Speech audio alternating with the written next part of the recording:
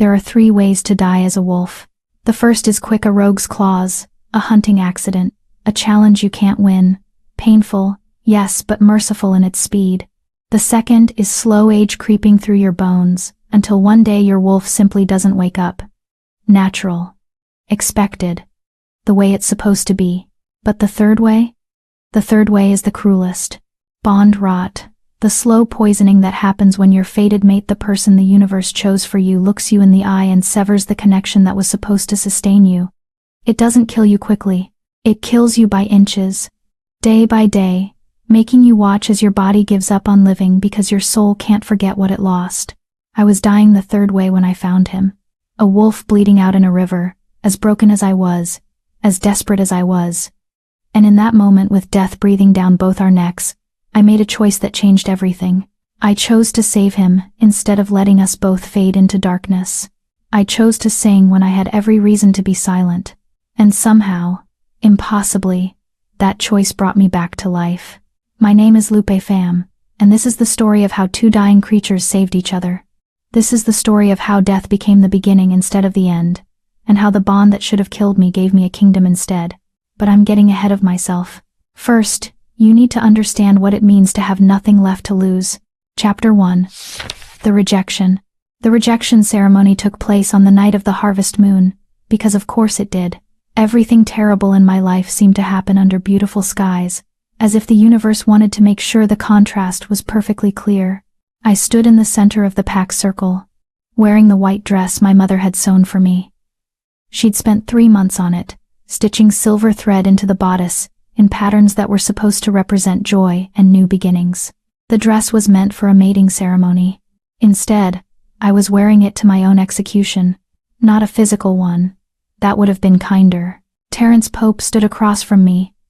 And even now, even knowing what was about to happen, my traitorous heart stuttered at the sight of him. He was everything an alpha should be. Tall, broad-shouldered, with dark hair that fell just past his collar and eyes the color of aged whiskey. When he'd turned 18 3 months ago and felt the bond snap into place between us, I thought I was the luckiest Omega alive. I'd been so stupid. The bond is a mistake, Terence said, his voice carrying across the silent circle. 200 pack members watched us, their expressions ranging from pity to satisfaction. I've consulted with the pack elders, with healers from 3 territories, and they all agree sometimes the moon goddess makes errors in judgment. My mother's hand tightened on my father's arm.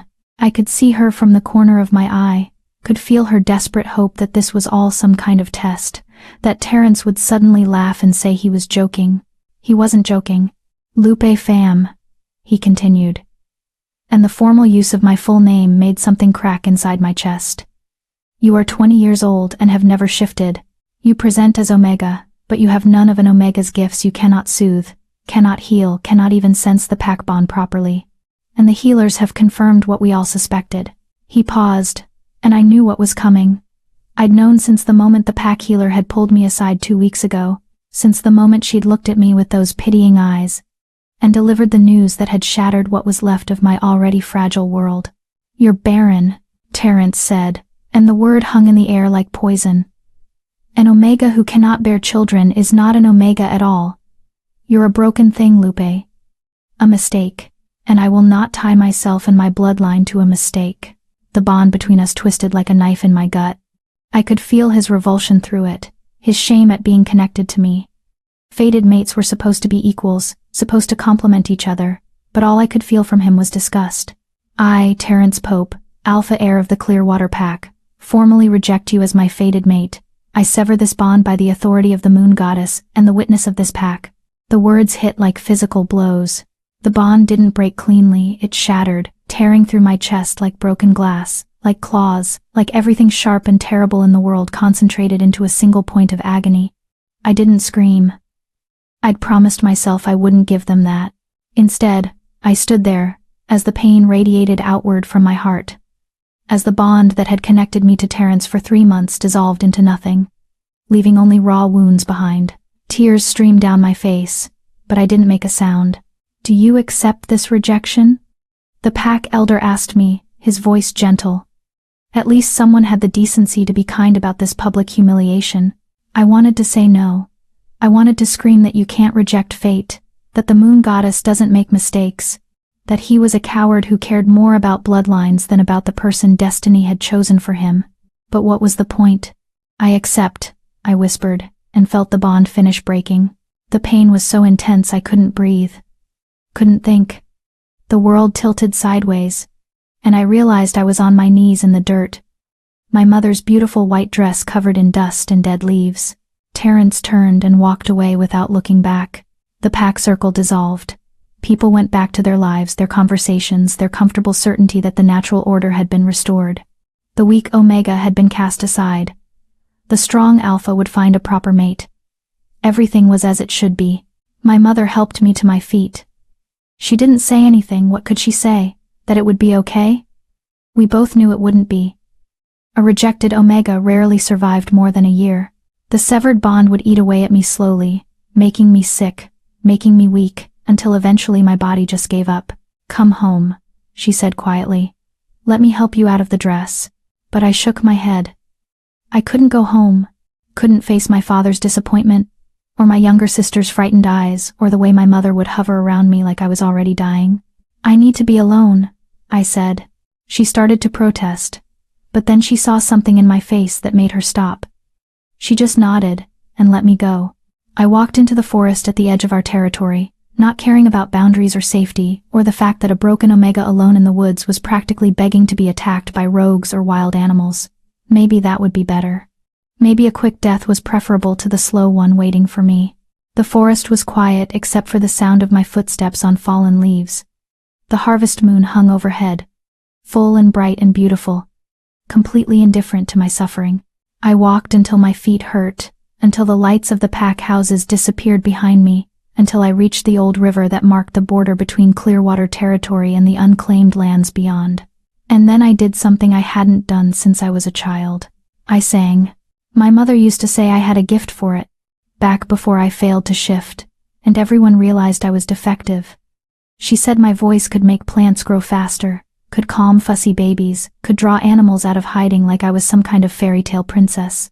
But I'd stopped singing years ago, after it became clear that my voice was just another useless thing about me. What good was a pretty song when you couldn't shift?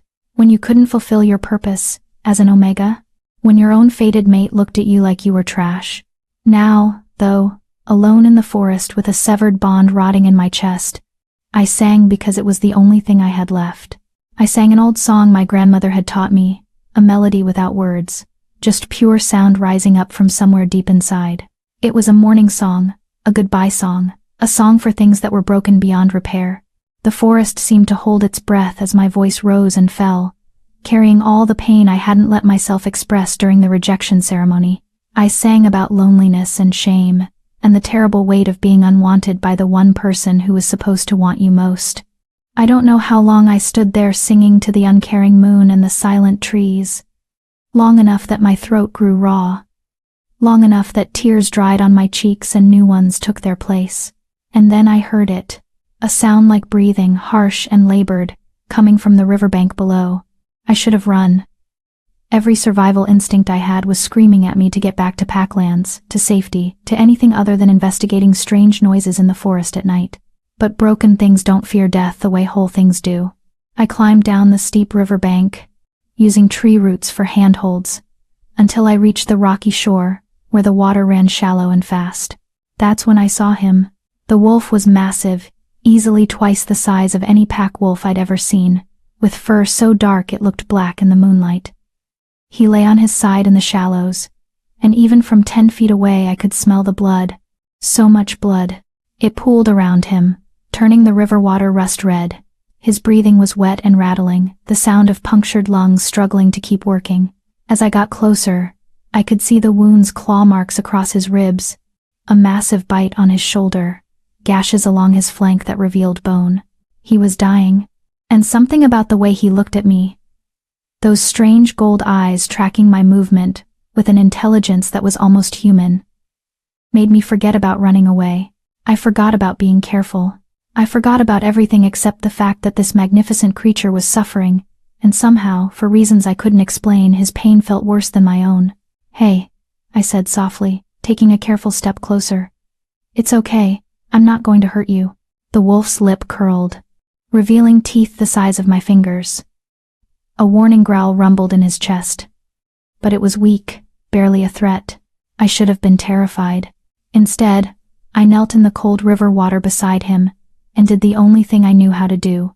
I sang, not the morning song this time, but something gentler, a lullaby my mother had sung to me when I was small, when the other children made fun of me for not shifting, when I needed to believe that being different didn't mean being broken. The wolf's growling stopped. His breathing, still labored and painful, seemed to slow slightly. Those gold eyes fixed on me with an intensity that should have been frightening but somehow wasn't. I placed my hand on his blood-soaked fur, feeling the too fast beat of his heart beneath my palm, and kept singing. I sang for him like I'd sung for myself, a song for broken things, for creatures suffering in the darkness, for the desperate hope that someone, somewhere, might hear and care. The wolf's eyes began to close. No, I said, stopping mid-verse. No, you have to stay awake. Stay with me. Those gold eyes opened again, focusing on me with what looked like effort. That's it, I whispered. Keep listening. I'll stay right here. You don't have to be alone. And as the harvest moon climbed higher in the sky, I sat beside a dying wolf in the river and sang every song I knew. Because even though fate had been cruel to me, I couldn't stand by and let another creature suffer alone in the dark. I didn't know yet that the dying wolf was no ordinary animal. I didn't know that my song was the first kindness he'd experienced in years.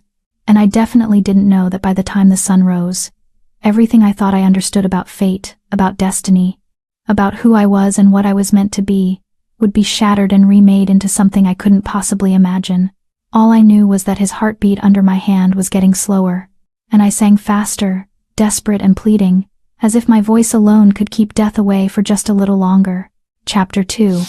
The King in the River. I didn't notice the other wolves until they were surrounding us. One moment I was singing, my hand on the dying wolf's side, feeling his heartbeat struggle beneath matted fur and blood. The next, I was aware of eyes in the darkness, dozens of them, glowing in various shades of gold and amber and green, forming a circle around the riverbank. My voice faltered and died. The massive black wolf beneath my hand made a sound not quite a growl, more like a warning rumble that I felt through my palm. His eyes, still fixed on me, seemed to be trying to communicate something urgent. Run, maybe, or stay still. I couldn't tell which. Well. The voice came from the darkness above the riverbank. What do we have here? A man emerged from the tree line, and even in my terrified state, I could sense the power radiating off him. Alpha. Strong one. He was older than Terrence, maybe in his early 30s, with silver streaking through his dark hair and scars crossing his bare chest. He wore only loose pants, like he'd shifted recently. Behind him, other figures appeared 6, 7, 8 wolves in human form, all of them radiating that same alpha energy that made my omega instincts scream at me to submit, to lower my eyes, to make myself small. But I was already small, already broken. What more could they take from me? I asked you a question, little Omega. The scarred alpha descended the riverbank with casual grace, his eyes never leaving me. What are you doing with our king? King? I looked down at the dying wolf, confusion cutting through my fear. He was too large to be a normal pack wolf, yes, but a king? We didn't have kings. We had alphas, pack leaders, territory chiefs, but not kings. My voice came out rough from singing. I was just trying to help him. He's hurt. Hurt? The alpha laughed, but there was no humor in it. That's one way to describe it. Our king challenged 3 rogue alphas who were terrorizing a human village at the border. He killed all 3, but not before they tore him apart. The other alphas moved closer, forming a tighter circle. I could feel their curiosity, their suspicion, and underneath it all fear. They were afraid of the wolf I was touching. You should step away from him, the scarred alpha continued, his tone almost gentle now. When a king wolf dies, the transfer of power can be explosive. You're too close. You'll be caught in the blast. He's not going to die.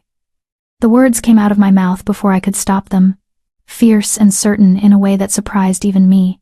The scarred alpha raised an eyebrow. You sound very sure of that. He can't die, I said. and I didn't know where the conviction was coming from. Maybe it was the way the wolf's eyes had locked onto mine when I started singing. Maybe it was the fact that his heartbeat had stabilized slightly under my palm. Or maybe I was just so tired of death and rejection and loss that I refused to accept one more terrible thing in this terrible night.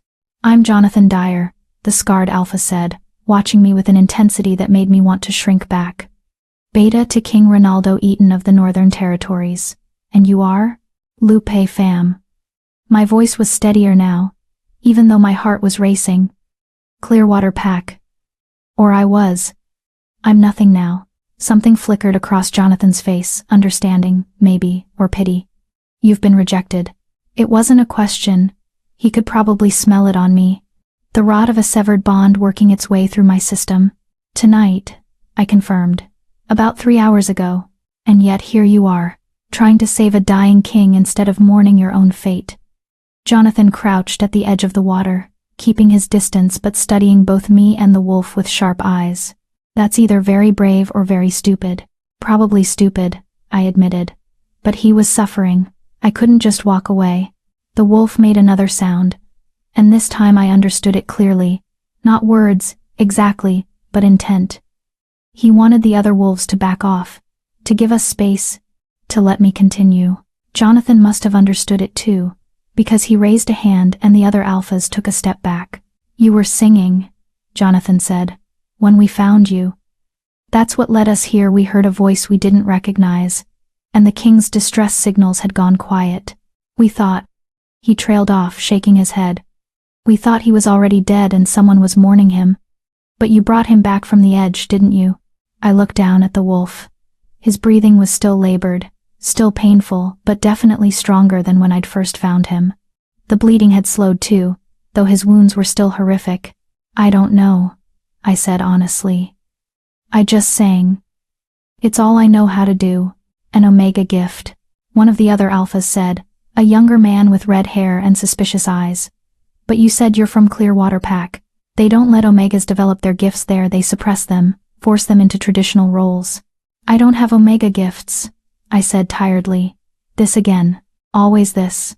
I can't shift, can't sense the pack bond properly. Can't do any of the things Omegas are supposed to do.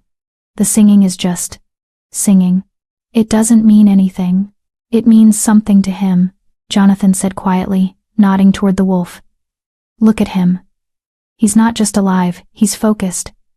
I haven't seen him this aware since the fight ended." It was true. Those gold eyes were fixed on me with an intensity that made something flutter in my chest. Not the bond. That was gone, shattered by Terrence's rejection. This was something else, something I didn't have a name for. "We need to get him back to the castle," Jonathan said, standing. "His wounds need proper healing, and we can't do it here. But there's a problem." "What problem?" "He won't shift back to human form. Hasn't shifted since the fight.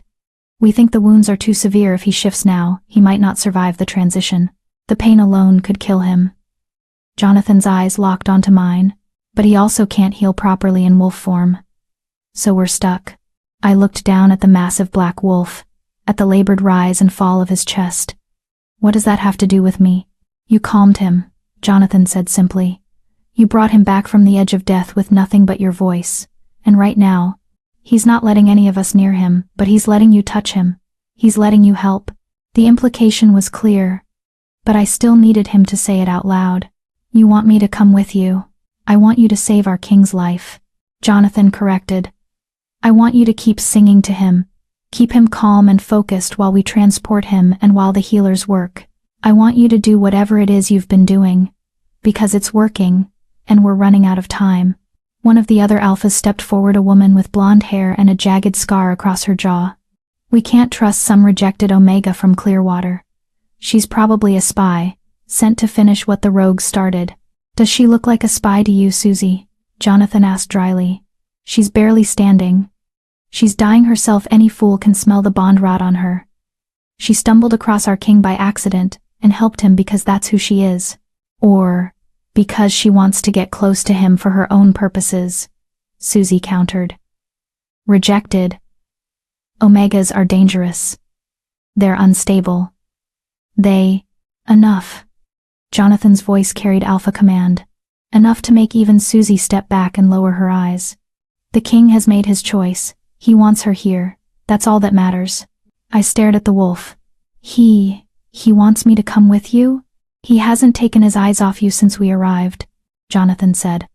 And when Susie moved closer, he tried to stand, nearly tore his wounds open further, trying to position himself between you and her. So yes, little Omega, our king wants you to come with us. This was insane. I should refuse. I should go back to Clearwater territory, back to my parents' house, back to the slow death waiting for me there. Getting involved with strange wolves and injured kings and Northern Territory politics was not going to end well for someone like me. But when I looked down at those gold eyes, at the intelligence and desperation and something else I couldn't quite name, okay, I heard myself say, I'll come. I'll help however I can. Relief flooded Jonathan's face. Thank you. The castle is about 3 miles north. Can you walk that far?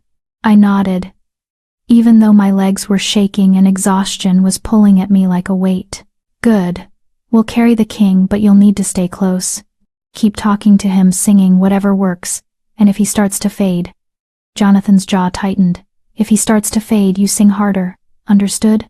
Understood. The next hour was a blur of movement and pain and desperate singing. 6 alphas carried the massive wolf between them, moving with supernatural speed through the forest while I half ran, half stumbled alongside them. My throat was raw, my voice cracking, but I kept singing every lullaby, every folk song, every scrap of melody I could remember, and the wolf kept his eyes on me the entire time. When we finally burst through the tree line and I saw the castle rising against the night sky, I almost stopped running in shock. It wasn't like the pack houses I was used to, rough wood and stone, practical and plain. This was something out of a fairy tale. All soaring towers and marble columns and windows that glowed with golden light. Welcome to the Northern Court, Jonathan said, barely winded despite the run. Home to the king of all wolves in this hemisphere. And as of tonight, you're home too, at least until our king decides otherwise. They carried the wolf through massive doors, down corridors lined with tapestries and sculptures, past other wolves who stopped and stared at the bleeding king and the ragged Omega girl singing to him. Finally, we reached a room, not the grand bedroom I was expecting, but something that looked almost medical. Clean white surfaces, bright lights, and a woman waiting with hands already glowing with healing magic. Put him here, she commanded, and her voice carried the kind of authority that made even Jonathan jump to obey. They laid the wolf on a raised platform, and I moved with them, my hands still on his fur, my voice still carrying the melody even as my vision started to blur from exhaustion. You need to rest, the healer said, her eyes flickering to me briefly before returning to the king's wounds.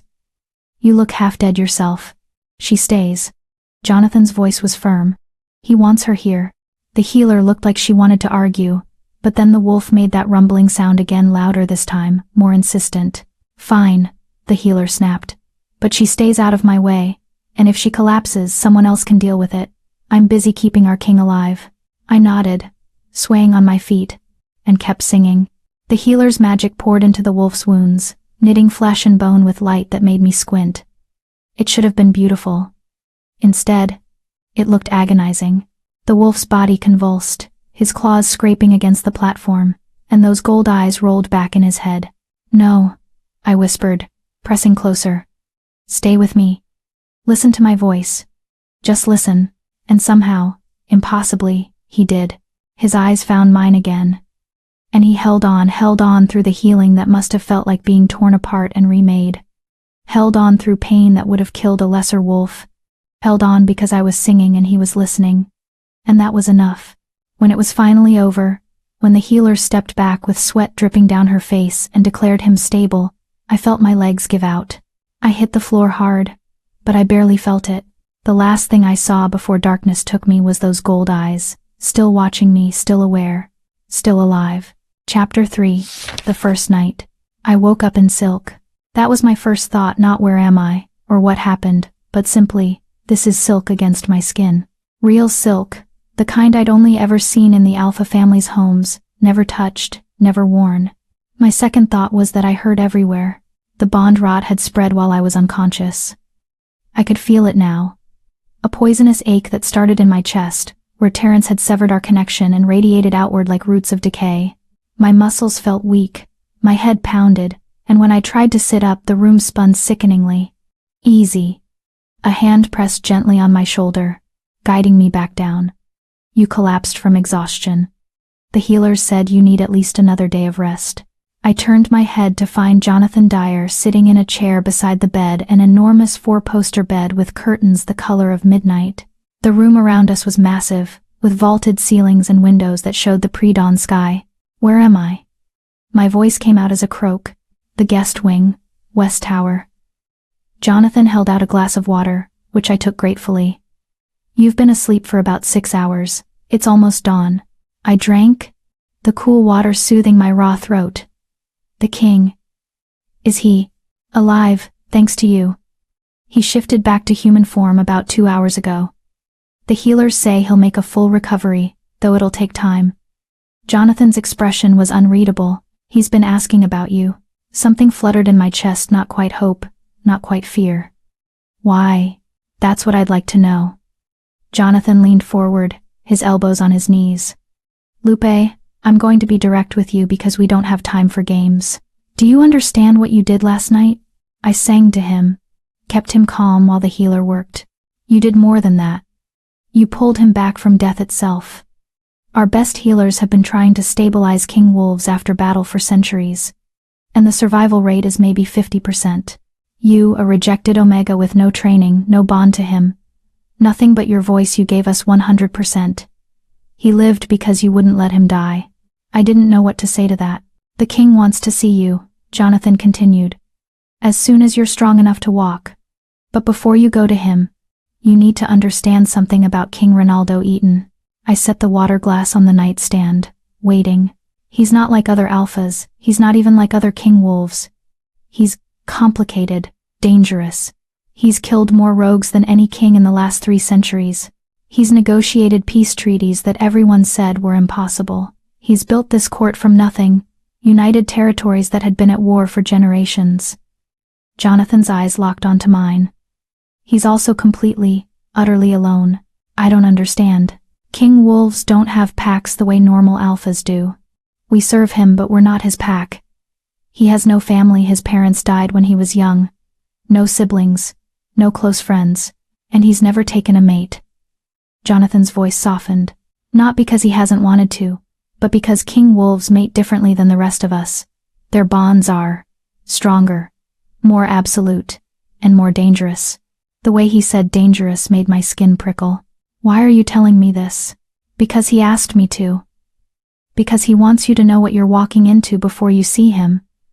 Jonathan stood, moving to the window. The king is not good at expressing emotions. He spent so long being a symbol, a weapon, a leader, that he's forgotten how to be just a person. When you see him, he might seem cold, distant, but that's not rejection, that's protection. He's protecting you from himself. I don't need protection, I said quietly. I'm already dying. Jonathan turned back to me, and for the first time, I saw real emotion on his face. Sadness, maybe, or something close to it. That's exactly why he's terrified of you. Before I could ask what he meant, there was a knock on the door. Come in, Jonathan called. The door opened to reveal a young woman carrying a tray of food. She had dark curls and nervous eyes, and she wouldn't look directly at either of us. The king's compliments, she said, setting the tray on a table near the bed. He asks that you eat and regain your strength. When you're ready, Beta Jonathan will escort you to his chambers. She left quickly, closing the door behind her. I looked at the tray: fresh bread, cheese, fruit, and some kind of soup that smelled incredible. My stomach growled, reminding me I hadn't eaten since before the rejection ceremony. Eat, Jonathan said. Take your time. The king can wait. But as I picked up the spoon and started on the soup, I wondered if that was true. Something about the urgency in Jonathan's voice, the tension in his shoulders, suggested that time was not something we had much of. An hour later, dressed in clean clothes that someone had left for me, simple but well made, soft cotton that didn't irritate my sensitive skin, I followed Jonathan through the castle. The sun was rising now, sending golden light through the tall windows. The castle was waking up around us, servants moving through corridors, wolves in human form heading to various duties, the quiet hum of a place full of life and purpose. Everyone who saw us stopped and stared. Not at Jonathan, at me. I could feel their curiosity, their confusion, and underneath it, their suspicion. Who was this Omega? Why was the Beta personally escorting her? What business did she have with the king? Ignore them, Jonathan said quietly as we climbed a spiral staircase. They're not used to strangers in the castle. Especially not rejected Omegas who apparently have the power to save dying kings. Is that what they're saying? That and more colorful theories. Court gossip moves faster than wildfire. He gave me a slight smile. You've caused quite a stir, Loopy fam. We reached a landing and Jonathan stopped in front of an ornate door. 2 guards stood on either side, massive alphas who watched me with unreadable expressions. The king is inside, Jonathan said. He's expecting you. I'll wait here. My heart was suddenly racing. What do I say to him? Whatever feels right. He doesn't expect formality, he gets enough of that from everyone else. Jonathan's expression softened. Just be yourself. That's what he wants. One of the guards opened the door. I took a deep breath and walked inside. The room was not what I expected. Instead of the grand throne room or formal receiving area I'd imagined, I found myself in something that looked almost normal. It was large, yes, with high ceilings and expensive furniture, but it felt lived in. Books everywhere on shelves, stacked on tables, piled on the floor. Maps covering one wall. A desk, covered in papers and correspondence. Windows open to let in the morning breeze. And in the center of it all, standing with his back to me, was a man. He was tall, broad-shouldered, wearing simple dark pants and a loose white shirt. His black hair was longer than I'd expected, falling past his collar. He stood completely still, looking out the window at the forest beyond. You came. His voice was deep, rougher than I'd imagined, and something about it made my chest tighten. You asked for me. I did. He still hadn't turned around. How are you feeling? Like I'm dying, I said honestly. Because I am. Finally, he turned. I forgot how to breathe. He was beautiful, not in the classical way Terence had been. All symmetrical features and easy charm. King Ronaldo Eaton was beautiful the way a storm was beautiful. The way a predator was beautiful. Sharp cheekbones, a strong jaw, a mouth that looked like it rarely smiled, and those eyes the same gold I'd seen in his wolf form, but somehow more intense in his human face. They looked at me like they could see straight through to my soul. Thank you, he said quietly. For last night. For staying when you could have run. For singing when you had every reason to be silent. I couldn't just let you die. Why not? It wasn't a challenge, it was a genuine question. You didn't know me. You were suffering from bond rot and rejection trauma. You had no obligation to help a dying wolf in the forest. I thought about it, really thought about it. Because you looked at me. When I first found you, when you were barely conscious and bleeding out, you looked at me and I saw recognition. Not of my face, but of something else. Like you understood what it felt like to be broken and alone. Something flickered across his face, pain, maybe, or recognition of his own. I do understand that, he said. Better than most. He moved closer. And I forced myself not to step back. This close, I could see the bandages under his shirt, could smell the healing salves and underneath them, something that was purely him, cedar and smoke. And something wild that made my Omega instincts sing despite the dead bond in my chest. I have a proposition for you, he said. Though calling it a proposition might be generous. It's more of a mutually beneficial arrangement. I'm listening. You're dying. Bond rot from a fated mate rejection is fatal in most cases. You have maybe 6 months, probably less. He said it matter-of-factly, without pity. I can fix that. My breath caught. How? King wolves have certain abilities. Gifts that regular alphas don't possess. One of them is the ability to form temporary bonds. Not mate bonds, but something similar. Strong enough to override bond rot. Strong enough to keep you alive. Hope flared in my chest, painful and desperate. Why would you do that? What do you want from me? Your voice. He said it simply, like it was the most obvious thing in the world. Last night, when you sang to me, I felt peace for the first time in years. Real peace, not just absence of pain. And I need that, Lupe. I need someone who can pull me back from the edge when the darkness gets too heavy. That's it? You just want me to sing to you? I want you to stay here, in the castle. I'll give you anything you need, rooms, books, freedom to go where you please within the territory. In exchange, you stay close enough that when I need you, you're there. It sounded too good to be true. What's the catch? The catch is that the bond I'm offering won't be gentle. It won't be like a fated mate bond. Those grow naturally, softly. This will be forced, artificial, held together by will rather than destiny. It might hurt. It will definitely be uncomfortable, and it will tie you to me in ways you might not like. But I'll live. You'll live, he confirmed. I looked at him, really looked at him. At the scars on his hands, the tension in his shoulders, the exhaustion in those gold eyes. He was powerful, yes.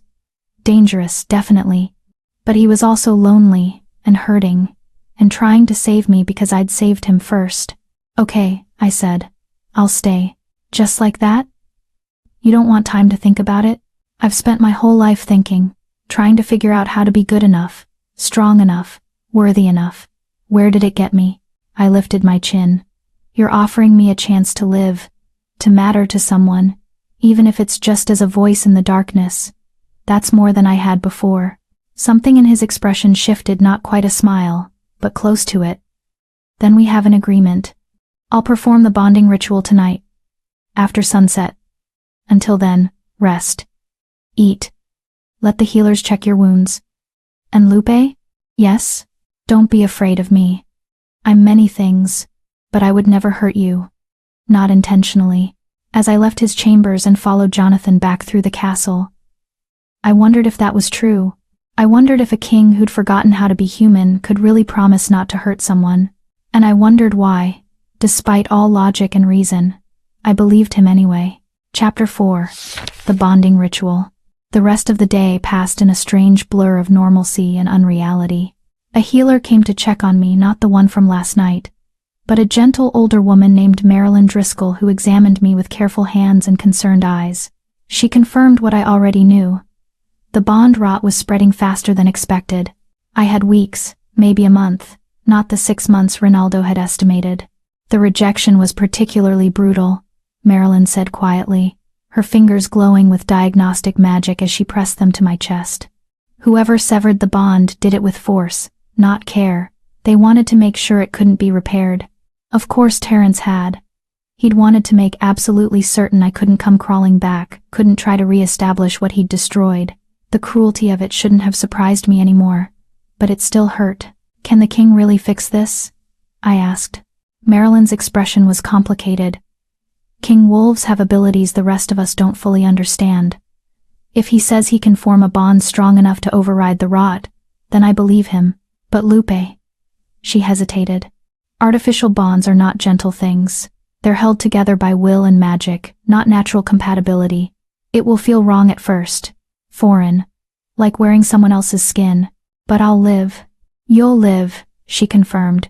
The question is whether you'll want to, once you feel what it's like to be bonded to a king. She left me with that ominous warning and a tonic that tasted like pine needles and made my head feel slightly fuzzy. I spent the afternoon in the rooms they'd given me, a suite actually, with a bedroom, a sitting room, and a small library that made my heart ache with longing.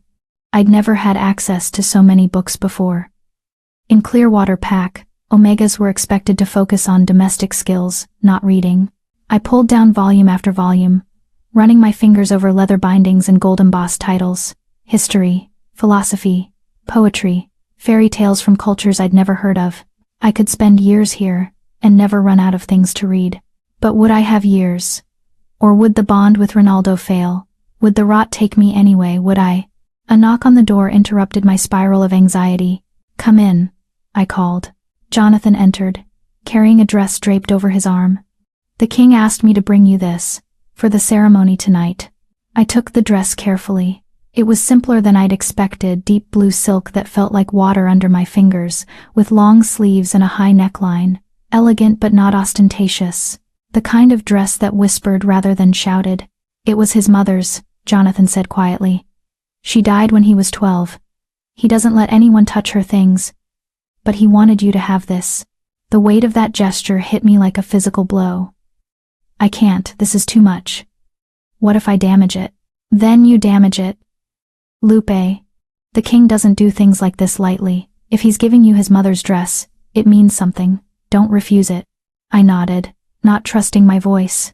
Jonathan studied me for a moment. Are you having second thoughts?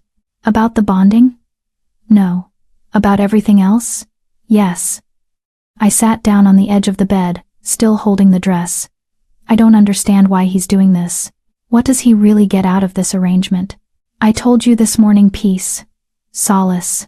Something to hold on to when the weight of being king becomes too much. Jonathan leaned against the doorframe. But there's more to it than that, I think. You intrigue him. You're the first person in years who's looked at him and seen a person. Not a symbol or a weapon or a means to power. That's rare for someone in his position. I'm nobody, I said. A rejected Omega, with no gifts and no future. Why would someone like him care about someone like me? Because you sang to him in the darkness and asked for nothing in return. Because you're dying and you're still worried about damaging a dress. Because you see the world differently than we do. And he's desperate for a different perspective. Jonathan pushed off from the doorframe. The ceremony starts at sunset. I'll come get you when it's time. The sun was setting when Jonathan returned, painting the sky in shades of orange and purple that hurt to look at. I'd put on the dress, it fit perfectly, as if it had been made for me, and braided my hair simply. I looked like someone else in the mirror, someone worthy of standing beside a king. The illusion was comforting, even if I knew it was a lie. Jonathan led me through the castle. But this time we went down instead of up. Down spiraling staircases, through corridors that grew narrower and darker, until we reached a door that looked like it was made of solid iron. This is the bonding chamber, Jonathan said. It's warded against outside interference. Once you go inside, no one can reach you except the king. If something goes wrong, I'll scream very loudly, I offered, trying for humor and failing. Jonathan didn't smile. If something goes wrong, the bond will either kill you or drive you mad. Those are the only two outcomes for failed artificial bonds. So please, Lupe, if at any point this feels wrong, truly wrong, not just uncomfortable, you tell him to stop. Understood? Understood. He opened the door. The chamber beyond was not what I expected. Instead of cold stone and ritualistic symbols, I found warmth. Candles everywhere, casting soft golden light. The floor was covered in thick rugs, and in the center of the room, standing beside a low table covered in what looked like ceremonial tools, was Ronaldo. He'd changed into formal clothing, dark pants, a shirt that looked like it was made of shadows and starlight, and a coat embroidered with symbols I didn't recognize. He looked every inch the king, powerful and untouchable, until he saw me, and something in his expression softened. You look beautiful, he said quietly. It's the dress. Your mother had good taste. It's not the dress. He moved closer, and I forced myself not to retreat. Are you ready? No. Yes. Lupe, I need you to understand something before we start. He took my hand, and the touch sent electricity racing up my arm. This bond will change you, not who you are, but how you experience the world. You'll be able to feel what I feel, not all the time, but when emotions are strong, and I'll feel you the same way. There will be no secrets between us, not really. No hiding.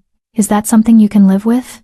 I thought about Terrence, about how he'd hidden his disgust and shame from me until the rejection ceremony, about how I'd believed he cared, right up until the moment he destroyed me in front of everyone.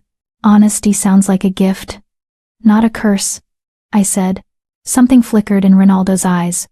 Approval, maybe, or relief. Then let's begin. He led me to the center of the room, where two cushions faced each other. We sat, close enough that our knees almost touched. Give me your hands, he said. I placed my hands in his, palm to palm. His hands were larger than mine, scarred and calloused, warm and solid. The ritual is simple, he explained. I'll channel my power through the touch, and you'll need to accept it. Don't fight it. Don't try to push it away. Just let it flow into you. It will feel invasive at first, like someone reaching into your chest and rearranging your insides. But if you can push through that initial discomfort, the bond will settle. And if I can't push through it, then we stop. And you die slowly from bond rot, instead of quickly from magical backlash. I'd prefer the former, if I'm honest. Despite everything, I almost smiled. Your bedside manner needs work. I'm aware. He took a breath. Ready? I nodded. The power hit me like a wave. It poured through his hands into mine, hot and electric and overwhelming. I gasped, trying to pull away, but Ronaldo's grip tightened. Stay with me, he said, his voice cutting through the chaos. Don't run, I've got you. The power kept coming, flooding my system, seeking out the dead bond in my chest where Terrence had severed our connection. It found the rot, the decay, the poison that was slowly killing me, and it burned it away. I screamed. I couldn't help it. The pain was enormous, like being set on fire from the inside out. The bond rot fought back, clinging to my chest, my heart, my soul, refusing to be dislodged.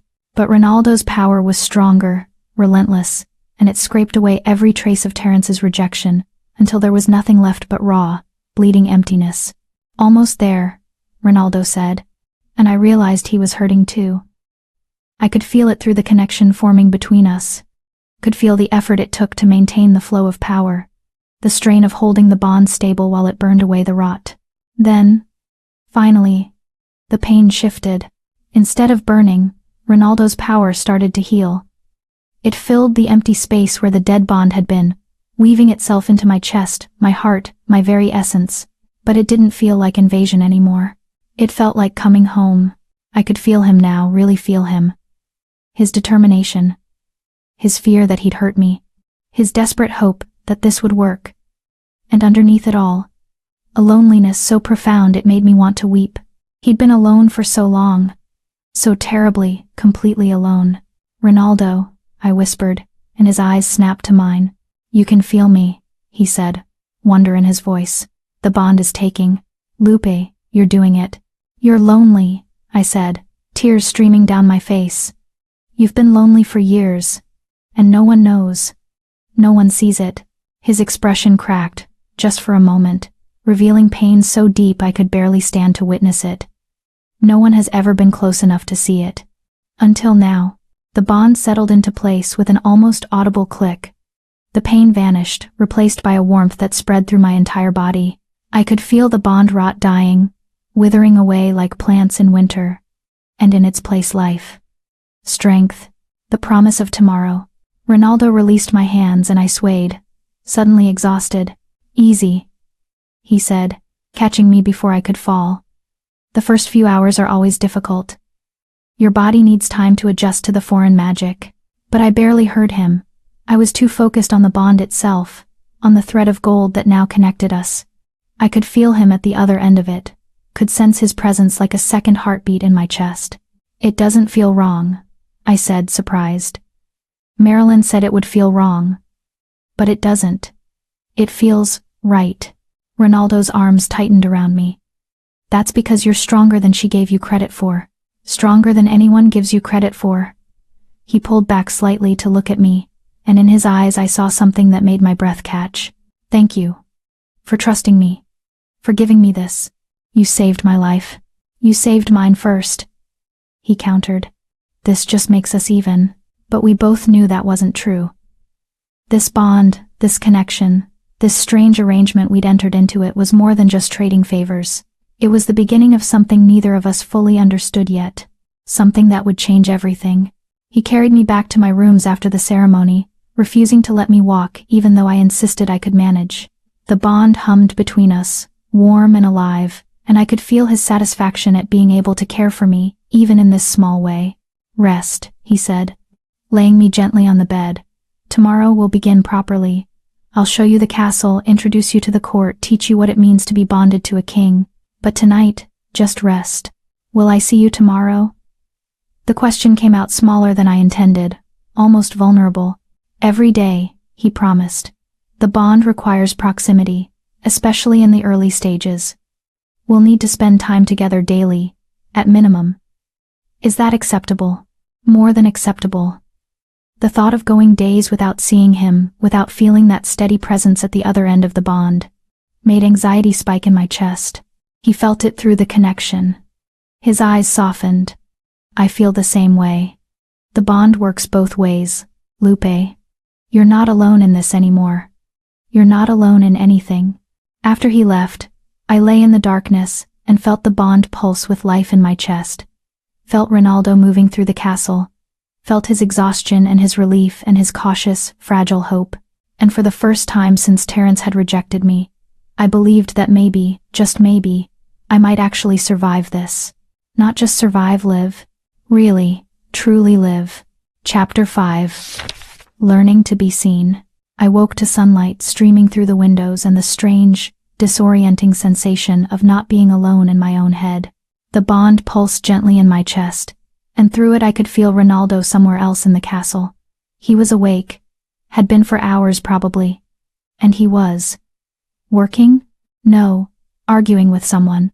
I could feel his frustration, sharp and hot, directed at whatever unfortunate soul had earned his displeasure this early in the morning. Then the frustration softened, replaced by something gentler. Awareness. He'd felt me wake up through the bond. Good morning. The words appeared in my mind, not spoken but somehow transmitted through the golden thread connecting us. How do you feel? I sat up slowly, testing my body. The bond rot was gone, completely gone. I felt stronger than I had in months, maybe years. My muscles didn't ache, my head didn't pound, and the constant nausea that had plagued me since the rejection had vanished entirely. Better, I thought back, not sure if he could hear me. Much better. Good. I could feel his satisfaction, warm and pleased. Someone will bring you breakfast shortly. When you're ready, Jonathan will escort you to my office. We have much to discuss. The connection faded slightly, giving me privacy but never disappearing completely. I could still sense him at the edge of my awareness. A steady presence that should have felt invasive but somehow didn't. Maybe Marilyn had been wrong. Maybe artificial bonds didn't have to feel wrong if the people on either end actually wanted to be connected. Breakfast arrived as promised, more food than I could possibly eat, brought by the same nervous young woman from yesterday. She still wouldn't meet my eyes, but she lingered in the doorway after setting down the tray. Can I help you with something? I asked gently. She jumped. Forgive me, miss. I didn't mean to stare, it's just the bond. We can all feel it. The king's energy has changed since last night. He feels lighter. Lighter? Less heavy, I mean. The king carries a lot of weight, and it shows in his aura. But today, there's something different. Something good. She finally looked at me, her eyes wide with curiosity. What did you do to him? I didn't do anything. He did all the work. That's not what Beta Jonathan says. He says you pulled the king back from death itself. That you have a gift for healing. I wanted to laugh at that. Me, with a gift? The Omega who couldn't shift, couldn't sense pack bonds, couldn't do anything useful? But the girl looked so earnest, so hopeful, that I couldn't bring myself to crush her fantasy. I just sang, I said. That's all. Sometimes that's enough, she said softly, and slipped away before I could respond. Jonathan arrived an hour later, looking tired but satisfied. The king is dealing with a trade dispute between two territories. It's taking longer than expected. He asks that you wait in the library adjacent to his office. He says you'll find it comfortable. Comfortable was an understatement. The library was enormous, 3 stories tall with a spiral staircase connecting the levels. Every wall was lined with books, thousands of them, in more languages than I could identify. Comfortable chairs were scattered throughout, along with reading lamps and small tables perfect for taking notes. I stood in the center of it, overwhelmed. The king said you enjoyed reading, Jonathan said, watching my reaction with amusement. He thought you might like to explore while you wait. I couldn't find words. How does he have so many books? Collecting them is one of his few hobbies. He's been building this library for 15 years, acquiring texts from every territory under his rule and beyond. Some of these volumes are one of a kind, the last surviving copies of their kind. I moved to the nearest shelf, running my fingers over the spines. History of the Northern Territories, The Philosophy of Pack Bonds. A Study of Omega Gifts Throughout the Ages. My heart ached with longing. You can read any of them, Jonathan said. The king's orders. Consider the library yours. Mine? He said, and I quote, tell her the books are hers to do with as she pleases. If she wants to read them all, reorganize them by color, or build forts out of them, I don't care. They're hers. Jonathan's lips twitched. I don't think he was joking about the forts. Despite everything, the strangeness of this new life, the artificial bond, the uncertainty of tomorrow, I smiled. A real smile. The first in longer than I could remember. I'll try not to build forts, I said. But I'm not making any promises.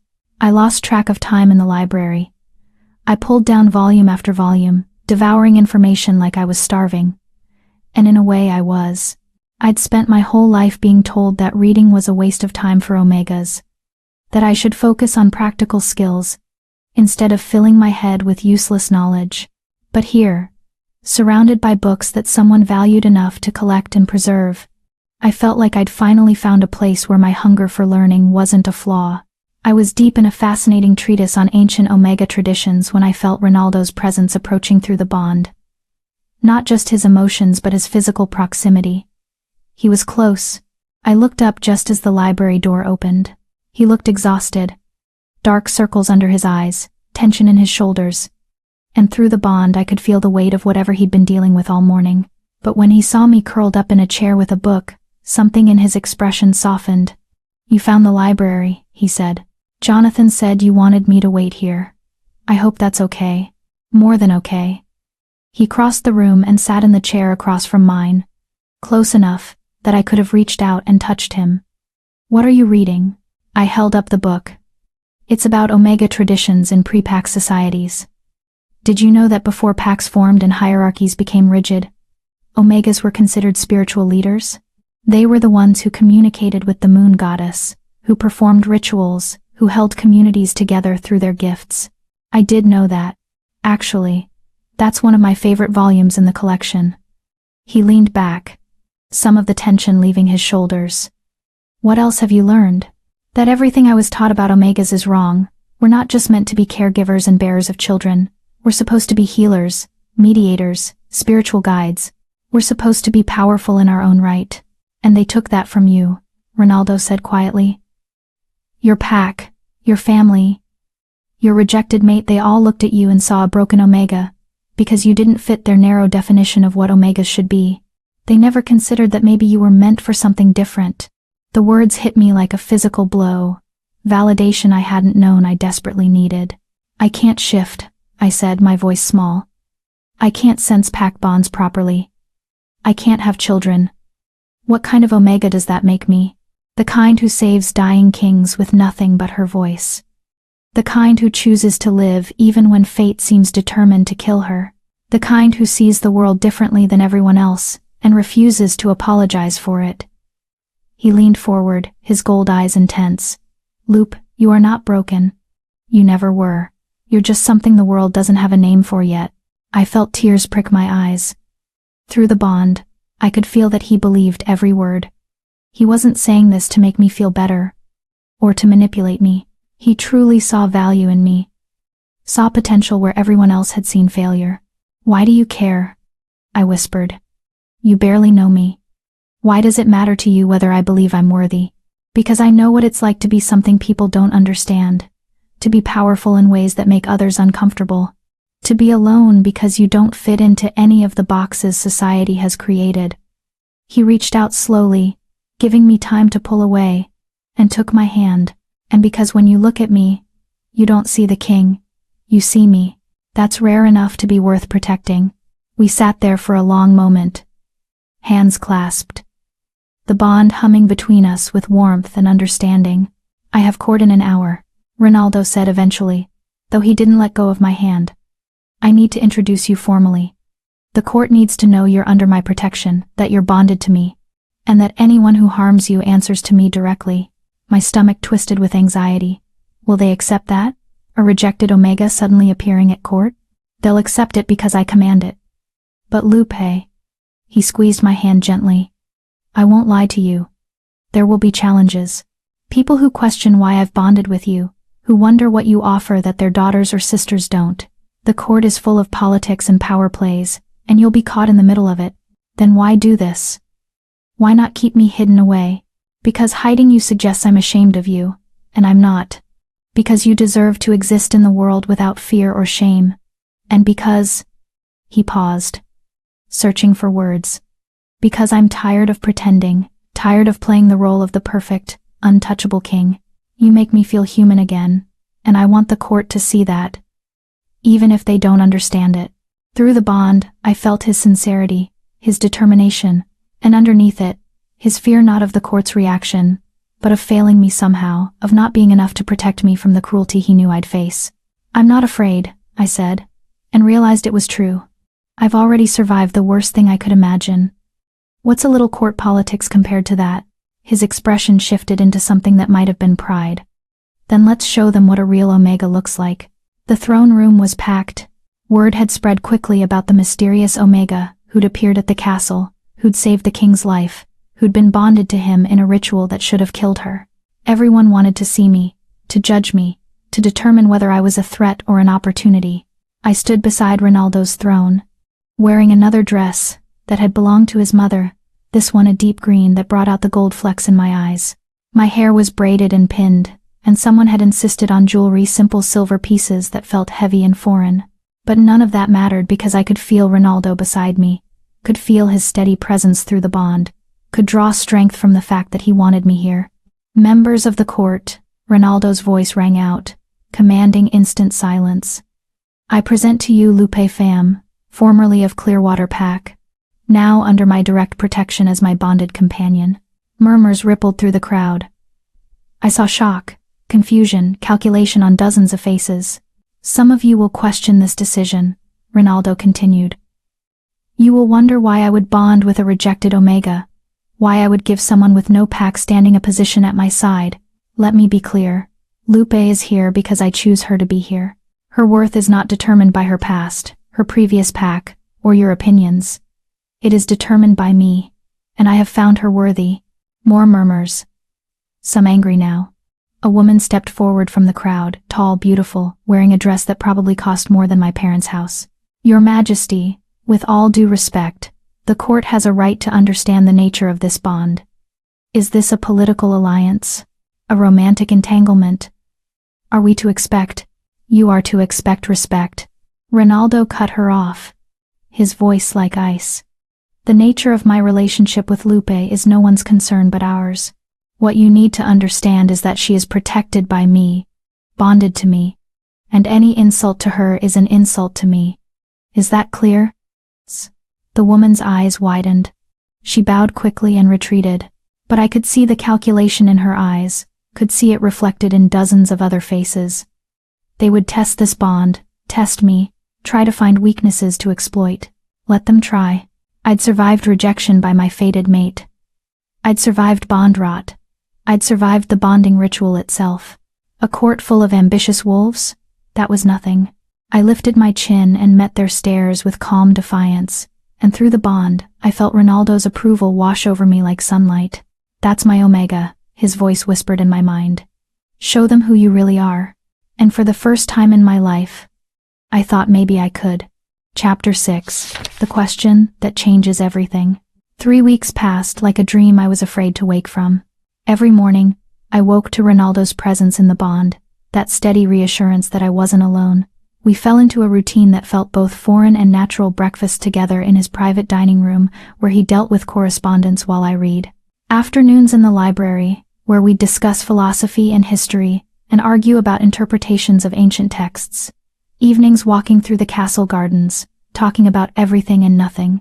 And every night, before we parted to our separate rooms, he would ask me the same question. Will you stay? Never will you marry me? Like the original Beauty and the Beast tale. Not a proposal, but something simpler, and somehow more profound. A question about choice, about whether I wanted to be here tomorrow, whether the bond and the life we were building together was enough. And every night I would answer, yes, I'll stay. But recently the question had started to feel heavier, weighted with meaning I couldn't quite parse. It was the 4th week when everything shifted. We were in the library, our library now. I'd started thinking of it as, and I was reading aloud from a collection of folk tales, while Ronaldo worked through a stack of treaties that needed his approval. This had become one of our favorite routines. He said my voice helped him focus, helped him think more clearly. I suspected he just liked listening to me, but I didn't mind. And the princess realized that true love wasn't about finding someone perfect, I read, but about finding someone whose imperfections fit with yours like pieces of a puzzle. I paused. That's a nice sentiment, but completely unrealistic. Ronaldo looked up from his papers. Why unrealistic? Because people don't fit together like puzzle pieces. We're not manufactured to match. We're messy and complicated and we change. What fits today might not fit tomorrow. But the bond, he said slowly, setting down his pen. Doesn't that make us fit? The artificial bond we created, it literally connects us, makes us aware of each other in ways that should create compatibility. The bond makes us connected, I countered. That's not the same as fitting together. Connection is awareness. Fitting together is something else. Something deeper. He was quiet for a long moment, studying me with those intense gold eyes. Do you feel like we fit together? The question hung in the air between us, dangerous and thrilling. I don't know, I said honestly. I feel like we understand each other. I feel like being with you is easier than being with anyone else I've ever known. But fitting together? That implies a permanence I'm not sure we have. Because the bond is artificial, he said, not a question. Because everything about this is artificial. The bond, my position at court, even this conversation, we're only having it because you needed someone to keep you anchored, and I needed someone to keep me alive. That's not the foundation for whatever this is becoming. Ronaldo stood and crossed to where I sat, kneeling so we were eye level. The gesture was so unexpected, so vulnerable, a king kneeling before a rejected omega, that my breath caught. What if I told you it stopped being artificial weeks ago? He said quietly. What if I told you that somewhere between the bonding ritual and now, I stopped seeing you as a solution to loneliness and started seeing you as someone essential, not because of the bond, but because of who you are. My heart was racing. Through the bond, I could feel his nervousness, his fear of rejection, his desperate hope that I felt even a fraction of what he was feeling. Ronaldo, I'm not asking you to love me, he interrupted. I know that's not something that can be forced or manufactured. I'm just telling you that He took a breath. I care about you, Lupe. More than I've cared about anyone in longer than I can remember. And I need you to know that before I ask you what I'm about to ask. What are you going to ask? His hand came up to cup my face, thumb brushing gently across my cheekbone. Will you consider making this bond permanent? Not just an artificial connection to keep you alive, but a real mate bond. The kind that can't be broken, can't be severed, can't be undone. The world stopped. You're asking me to be your mate, I whispered. Your queen. I'm asking you to be my partner. My equal. My choice. His eyes searched mine. The bond we have now, it's kept you alive. Yes. But it's also temporary. If I died, it would dissolve and you'd be vulnerable again. But a true mate bond? That would be permanent protection. Permanent connection. Permanent everything. That's not a small thing to ask. I know. That's why I'm not expecting an answer tonight, or tomorrow, or even next week. Take all the time you need. But Lupe. His voice dropped lower, more intimate. I need you to know that I want this. Not because you're useful. Not because you keep me anchored. But because I cannot imagine my life without you in it anymore. Through the bond, I felt the truth of his words. Felt his longing, his hope. His bone-deep certainty that I was what he'd been missing all these years.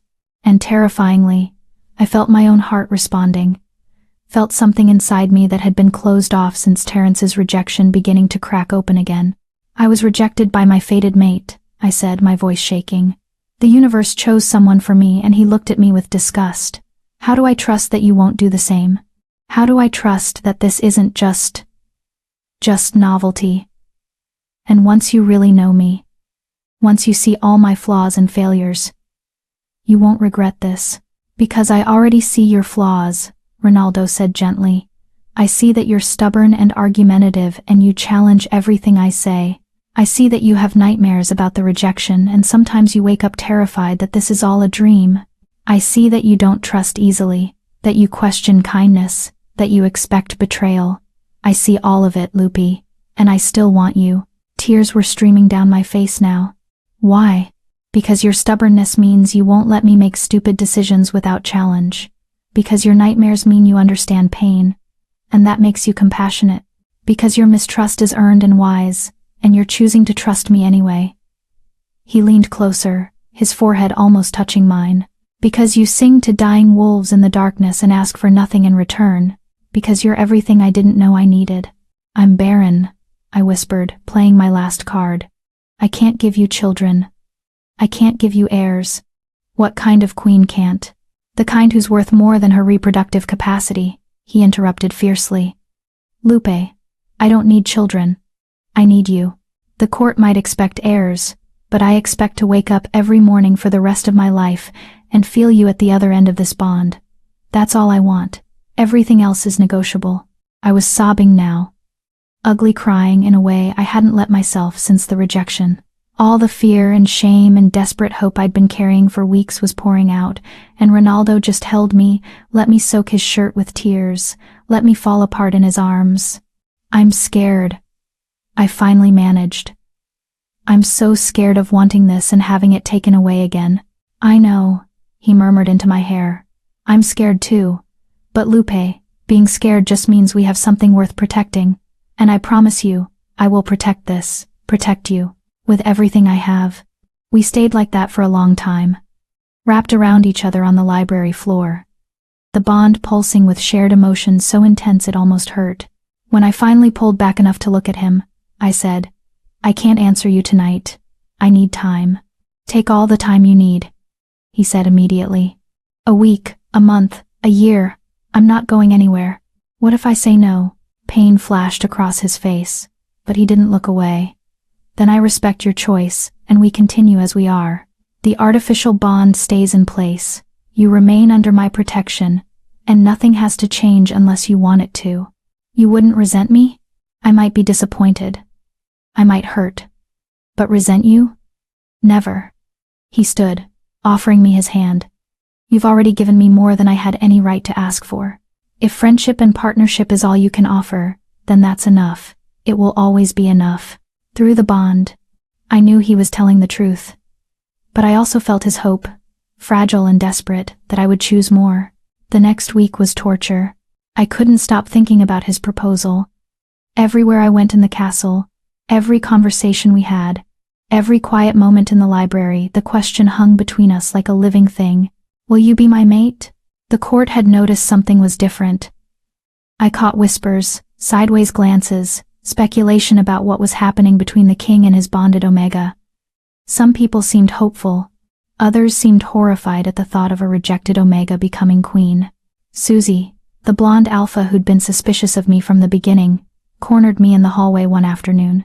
He's going to ask you to mate with him, she said without preamble. If he hasn't already. That's between him and me, I said, trying to move past her. She blocked my path. You need to understand what you'd be taking on. Being queen isn't just about standing beside him and looking pretty. It's about politics, about alliances, about making decisions that affect thousands of lives. Do you really think you're qualified for that? A Omega who can't even shift? I think that's for Ronaldo to decide, not you. He's lonely, Susie pressed. He's desperate for connection.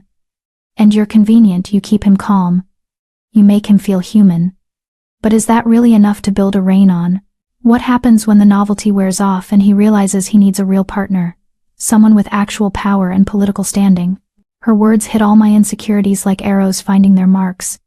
But I forced myself to meet her eyes steadily. If he changes his mind, that's his right.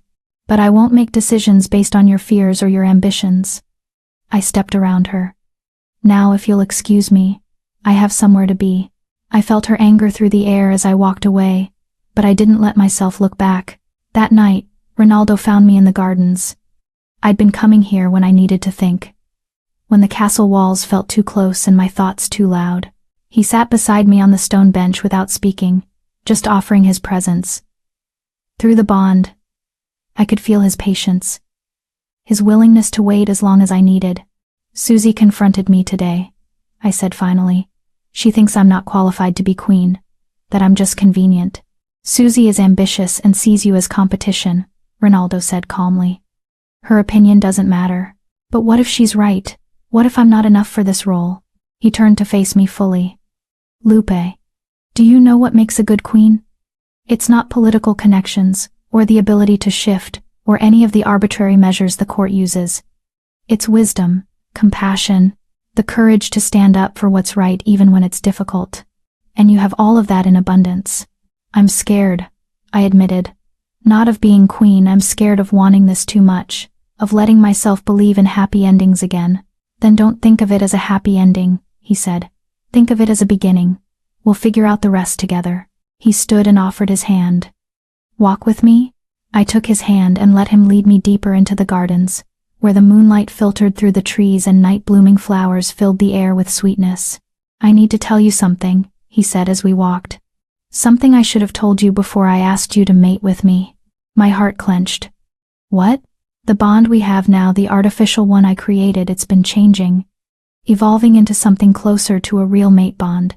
I didn't plan it, didn't expect it, but our emotions, our connection, they've been reinforcing the magic until it's become almost indistinguishable from the real thing. What does that mean? It means that even if you say no to making it permanent, we're already more bonded than I initially intended. It means that losing you would hurt me almost as much as losing a true mate. He stopped walking and turned to face me. And it means that I should have been honest about that before I asked you to consider forever. I stared at him, processing this information. You're saying the choice is already half made. I'm saying the bond between us is real, whether we make it official or not. I'm saying I've fallen for you, Lupe, and there's no taking that back. His voice was raw with emotion.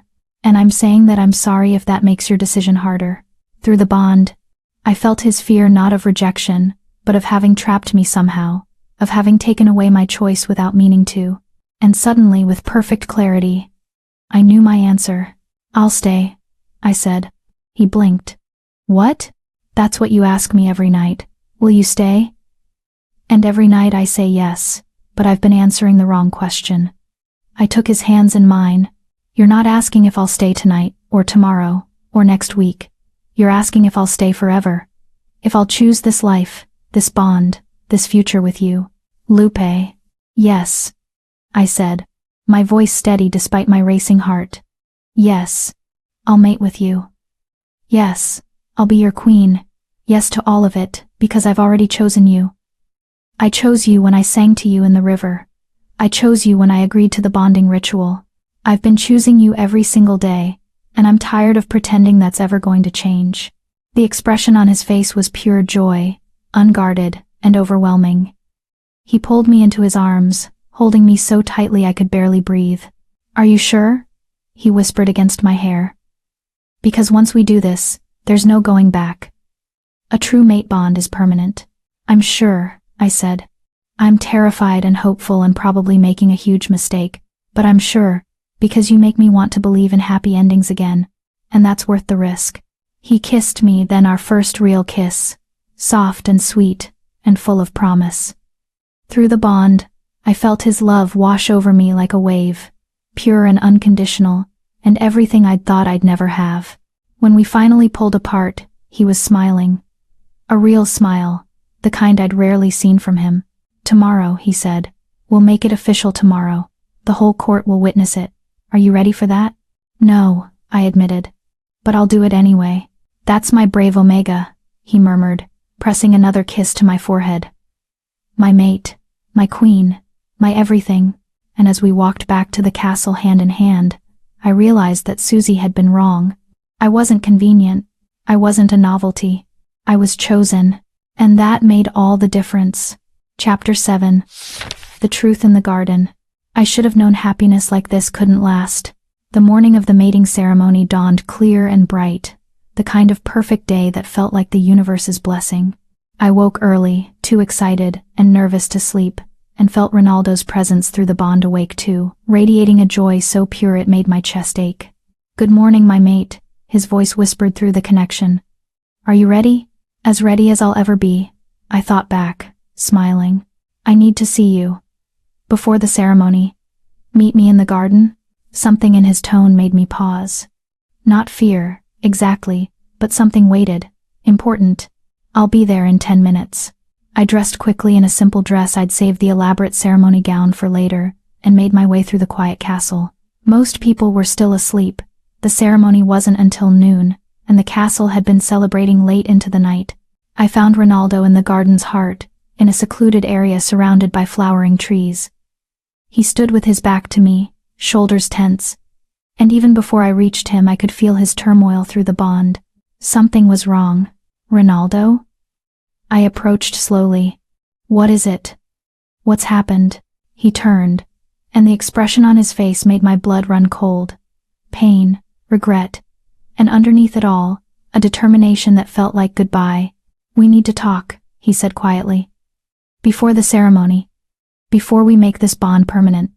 There's something you need to know. My heart started racing. You're scaring me. I should be. He gestured to a bench. Please, sit. This is going to be difficult. I sat, my hands clenched in my lap, while he paced in front of me like a caged animal. When I created the artificial bond, he began. I told you it was to save your life, to override the bond rot and keep you alive. And that was true, but it wasn't the whole truth. What do you mean? King wolves have a curse, he said, stopping to face me. Not the fairy tale kind. A real curse, passed down through bloodlines for generations. We're incredibly powerful. Yes, but that power comes with a price. We can't form natural mate bonds the way other wolves do. I frowned. I don't understand. You said we could make the bond permanent. We can, but it's not the same as a true fated mate bond. It's an artificial construct, held together by magic and will. He ran his hand through his hair, frustrated. The curse states that king wolves must find someone who can love both the king and the beast, love us for who we are without knowing what we are. Only then can the curse be broken, and a real mate bond form. Dread was building in my stomach. Ronaldo, what are you saying? I'm saying that when you found me dying in the river, when you sang to me without knowing who I was, without knowing I was a king, that was the test. You saw me at my most vulnerable, my most monstrous, and you chose to help anyway. You chose compassion over fear. That's good, isn't it? That means you passed the test, he interrupted. That means the curse recognized you as my true mate. Not because of the artificial bond I created, but because of your choice that night. I should have felt joy. Instead, I felt ice spreading through my veins. Then why do you look like someone died? Because I ruined it. His voice broke. The curse requires that the king wolf's mate choose him, without knowing his identity, without being influenced by power, or status, or obligation. But I knew what you knew. You were my potential true mate, and I created the artificial bond anyway. I brought you to the castle, gave you reasons to stay, made you dependent on me for your survival. You saved my life. I protested. I influenced your choice. He was almost shouting now, anguish radiating through the bond. Don't you see? You agreed to mate with me, but was it really your choice? Or did you say yes, because I'm a king who offered you protection, who gave you a library and safety and a way out of dying from bond rot? How can I know? How can you know if your feelings are real or just manufactured by circumstance? I stood, anger cutting through my confusion. You think I said yes because you're convenient? Because you saved me? I think you said yes because I made it impossible to say no.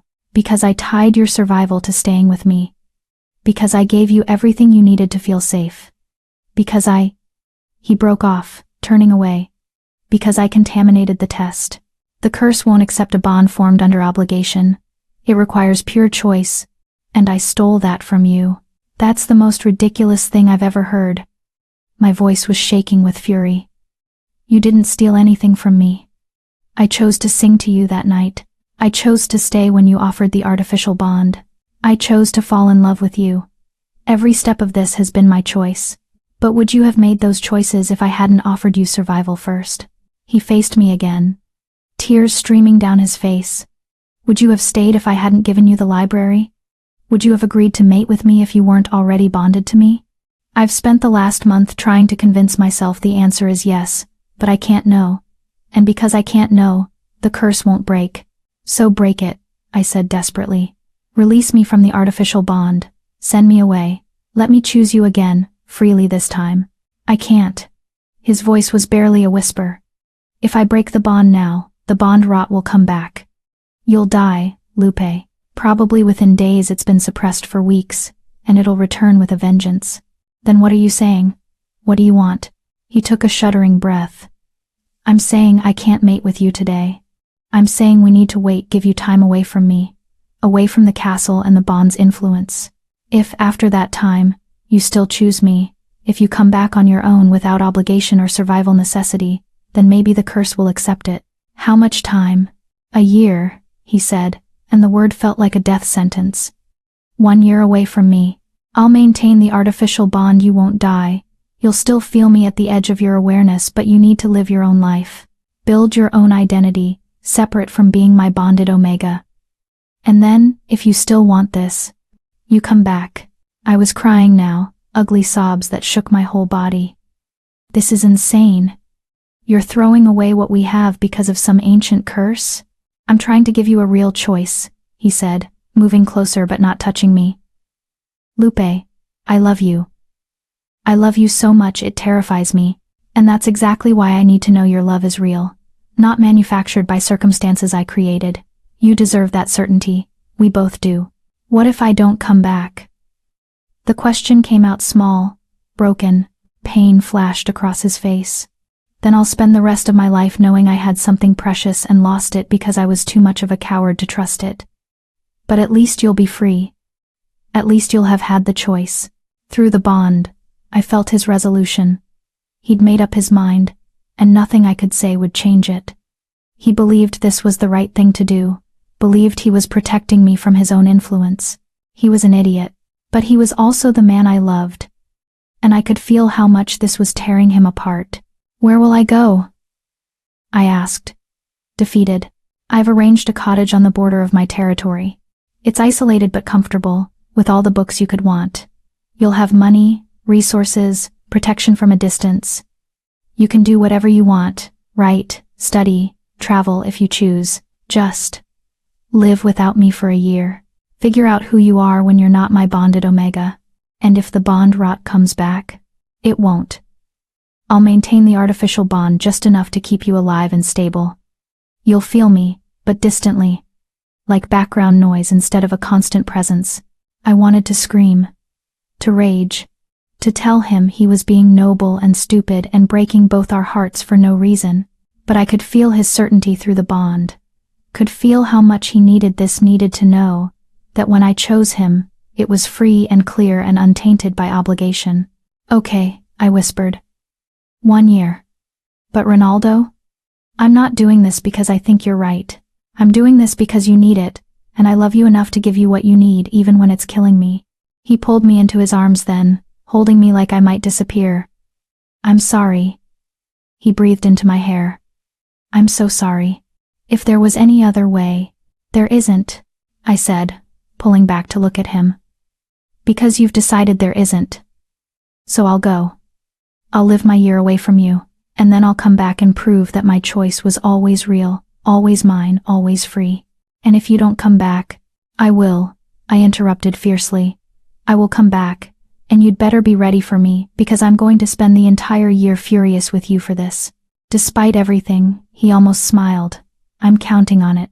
The cottage was beautiful in a lonely sort of way. It sat at the edge of a forest, with mountains rising in the distance, and a stream running nearby. Inside was everything Ronaldo had promised: comfortable furniture, a massive collection of books, writing supplies, and enough provisions to last months. It was perfect. I hated it. The artificial bond had been adjusted the night before I left. Ronaldo had performed another ritual, this one to dampen the connection between us. I could still feel him, a distant warmth at the back of my mind, but the vivid awareness of his emotions was gone. No more feeling his joy or pain or love, just presence.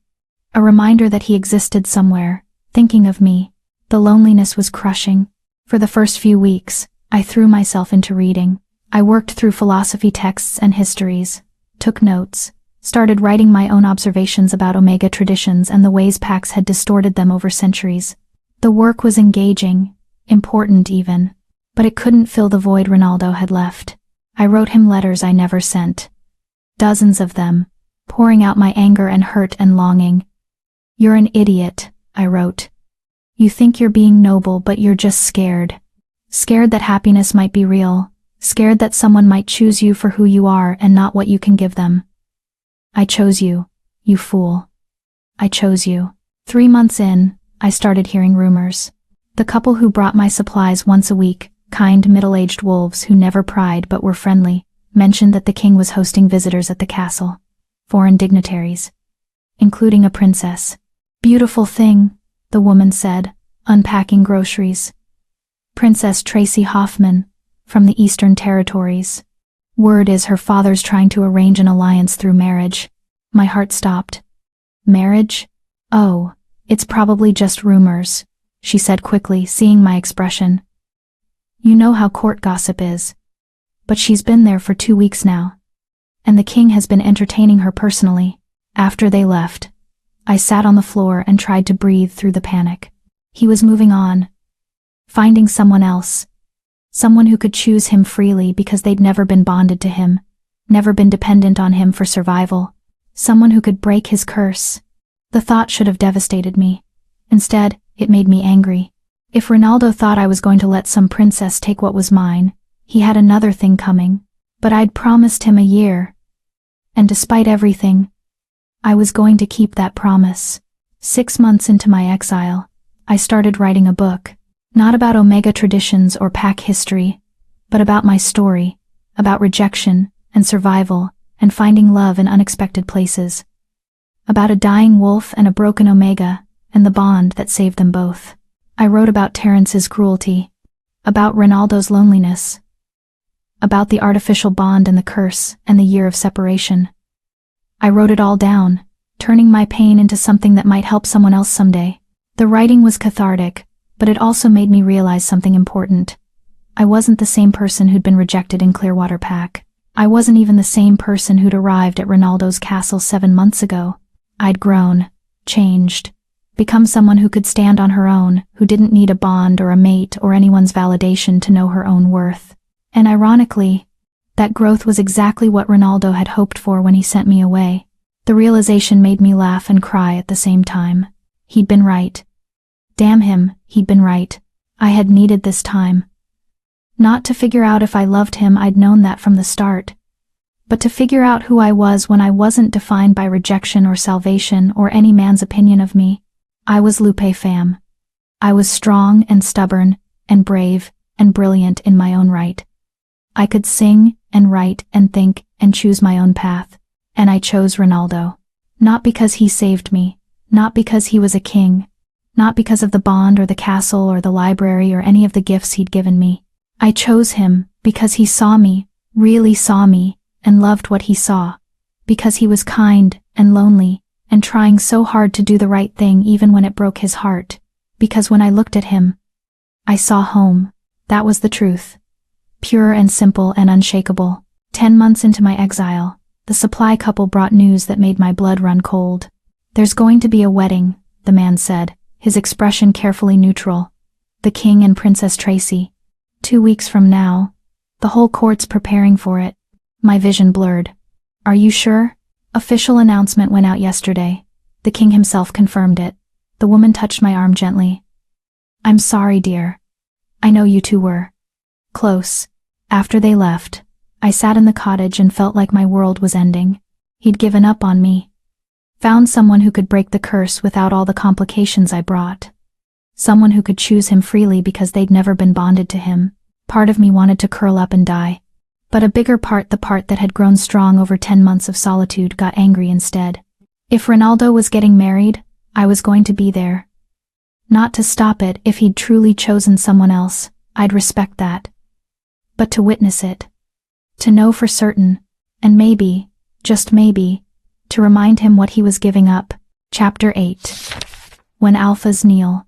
I arrived at the castle 2 days before the wedding, wearing a simple traveling cloak and trying to look like just another curious observer drawn by the spectacle of a royal wedding. The castle grounds were transformed. Flowers everywhere, banners flying from every tower, pavilions set up in the gardens for the hundreds of guests who'd traveled from across the territories. The whole place buzzed with excitement and celebration. It made me want to scream. I'd arranged to stay at an inn in the nearby village. I couldn't bring myself to ask for rooms at the castle. Couldn't face the possibility of running into Ronaldo before I was ready. Through the dampened bond, I could feel him somewhere in the chaos, stressed and exhausted and radiating an emotion I couldn't quite identify. Not joy. Definitely not joy. But I couldn't trust my interpretation. The bond was too muted, and I was too raw. The day before the wedding, I went into the village square, and found it packed with wolves discussing the upcoming ceremony. "Have you seen the princess?" a young woman was saying. "She's absolutely beautiful. Perfect for the king. I heard she can shift into 3 different forms," someone else added. "A wolf, a hawk, and something else. Very rare gift. And she's brilliant too," another voice chimed in. "Speaks 5 languages. Skilled in diplomacy. Exactly what the king needs in a queen." Each word was a knife in my chest, but I forced myself to listen, to understand what I was up against. "What about that Omega he was bonded to?" an older man asked. "The rejected one? Whatever happened to her?" "Sent away months ago," someone replied. "Good riddance, if you ask me. A king needs a proper mate, not some charity case." I pulled my cloak tighter and walked away before I did something I'd regret.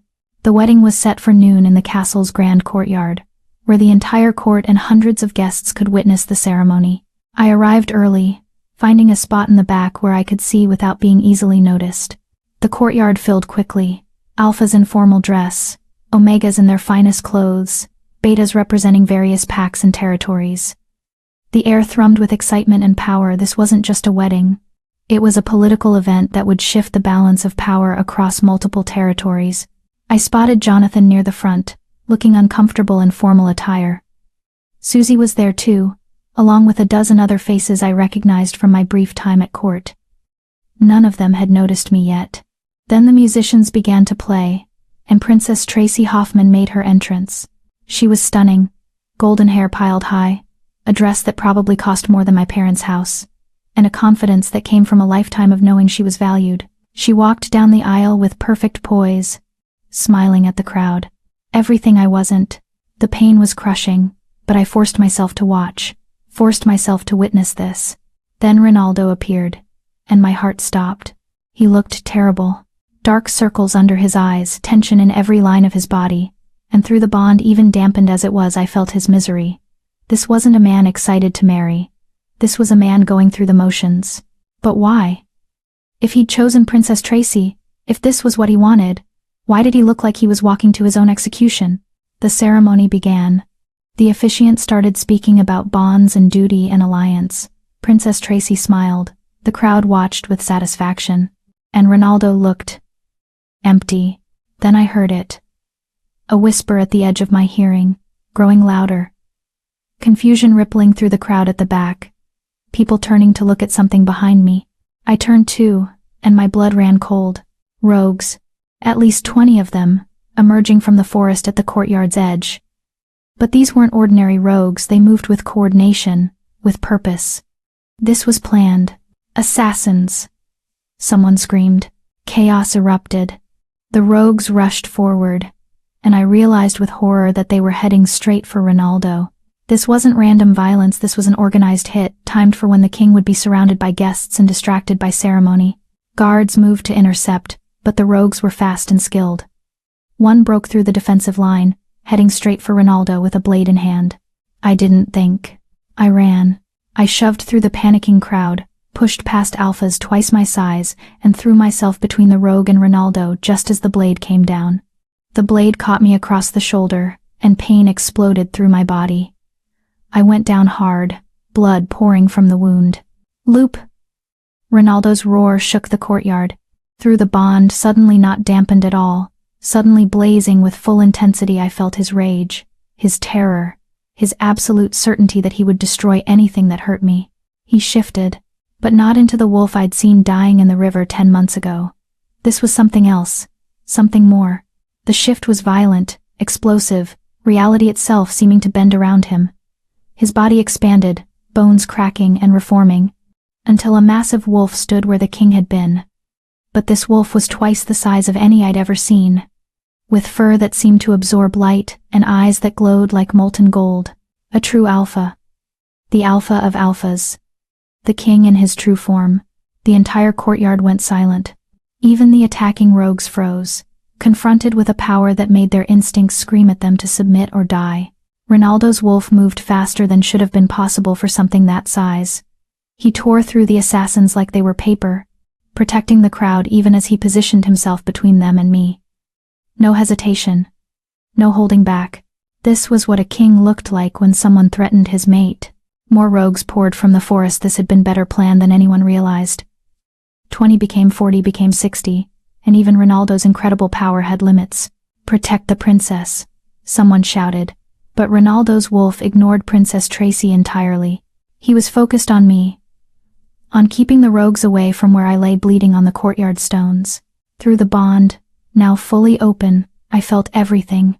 His love, his terror of losing me, his rage at himself for sending me away, for thinking he could live without me, for almost marrying someone else when his heart belonged to me completely. And I felt something else, the curse, ancient and powerful, watching this moment with hungry attention. Princess Tracy was screaming at guards to help the king, but no one was moving fast enough.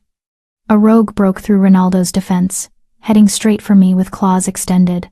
I couldn't move. The wound on my shoulder had left me weak, dizzy with blood loss, but I could still sing. I opened my mouth and let the melody pour out, not a lullaby this time, but something fierce and commanding, a battle song, a call to arms. And every wolf in the courtyard felt it. The song resonated with something primal in their blood, cutting through panic and confusion. Guards who'd been frozen suddenly moved with purpose. Alphas who'd been protecting themselves turned to defend others. Even the rogues hesitated, confused by the power in my voice. Ronaldo's wolf looked at me, and in his gold eyes I saw recognition, understanding. This was what I was meant to be. Not a traditional Omega who soothed and healed passively. An Omega who could command, who could inspire, who could turn the tide of battle with nothing but her voice. The curse understood it too. I felt it crack. Ancient magic recognizing that this moment of choice and sacrifice and power was what it had been waiting for. I'd chosen Ronaldo without obligation. I'd run into danger to save him. I'd shown my true strength not despite being Omega but because of it. The curse shattered. The sensation was like lightning through the bond. The artificial connection Ronaldo had created, burned away, replaced instantly by something natural and right and permanent. A true mate bond, forged in fire and blood and choice. Mine, Ronaldo's voice thundered through the bond. My mate, my Omega, mine. Yours, I sent back, even as my vision started to blur. Always yours. The battle ended quickly after that. With the curse broken and the true mate bond in place, Ronaldo's power doubled, tripled. He tore through the remaining rogues with terrifying efficiency, while guards secured the perimeter and healers rushed forward. When the last rogue fell, Ronaldo shifted back to human form and ran to me. Lupe, his hands were gentle despite their blood coating, checking my wound. Stay with me. Don't you dare leave me now. Not leaving, I managed. Just really hurts. I know. The healers are coming. Just hold on. His voice broke. I'm so sorry. I was such a fool. I should never have sent you away, should never have doubted what we had. You broke the curse. I interrupted, smiling despite the pain. Idiot. You broke the curse. We broke it, he corrected. Together. The way it was always supposed to be. Marilyn arrived, her hands already glowing with healing magic. Move aside, Your Majesty. Let me work. But Ronaldo wouldn't let go of my hand. I'm not leaving her. I wasn't suggesting you should, Marilyn said dryly, already working on my shoulder. The true mate bond is finally in place. Separating you two now would probably kill you both. The healing magic was warm and soothing, knitting flesh and bone back together. Through the bond, I felt Ronaldo's relief, his love, his absolute certainty that he would never let me go again. What about Princess Tracy? I asked weakly. What about her? Ronaldo's voice was flat. You were supposed to marry her today. I was never going to marry her. He leaned closer, pressing his forehead to mine. The wedding was fake, Lupe. A trap to draw out the assassins we knew were planning an attack. Tracy's not even really a princess, she's a trained warrior from the Eastern Territories, here to help us flush out the conspiracy. I stared at him. You… what? We've known for months that someone was planning to assassinate me at a public event. So we created a fake wedding that would draw every enemy out of hiding. Tracy volunteered to play the bride. He touched my face gently. But I never intended to actually marry her. There's only one person I want to mate with. And I was a fool to think I could wait a year for her. You could have told me, I said, torn between relief and fury. You were supposed to stay at the cottage. You were supposed to be safe. He kissed my forehead. When I felt you nearby 2 days ago through the bond, when I realized you'd come to the castle despite everything, Lupe, I nearly called off the entire plan. But I couldn't risk the assassins escaping. We had to see it through. So you let me think you were marrying someone else? I thought you were safely in the village, that you wouldn't see the ceremony.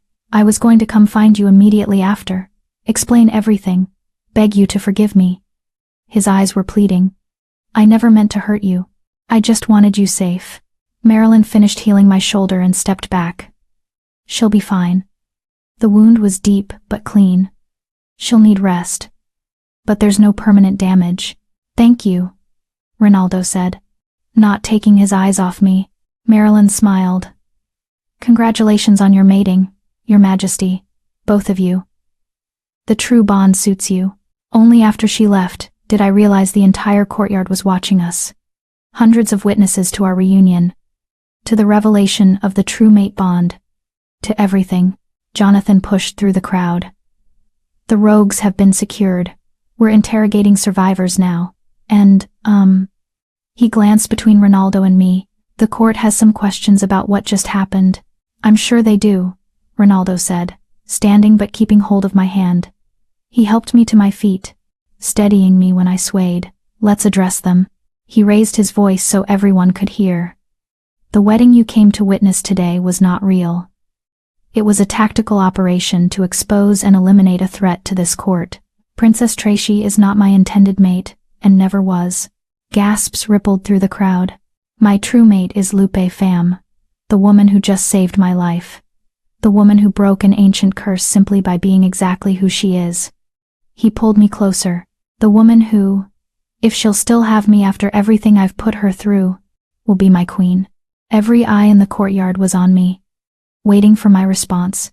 Through the bond, I felt Ronaldo's vulnerability, his fear that I might still say no after months of separation and today's deception. I could have made him sweat. Could have drawn it out, made him work for forgiveness. But I'd spent 10 months away from him, and I was done with separation.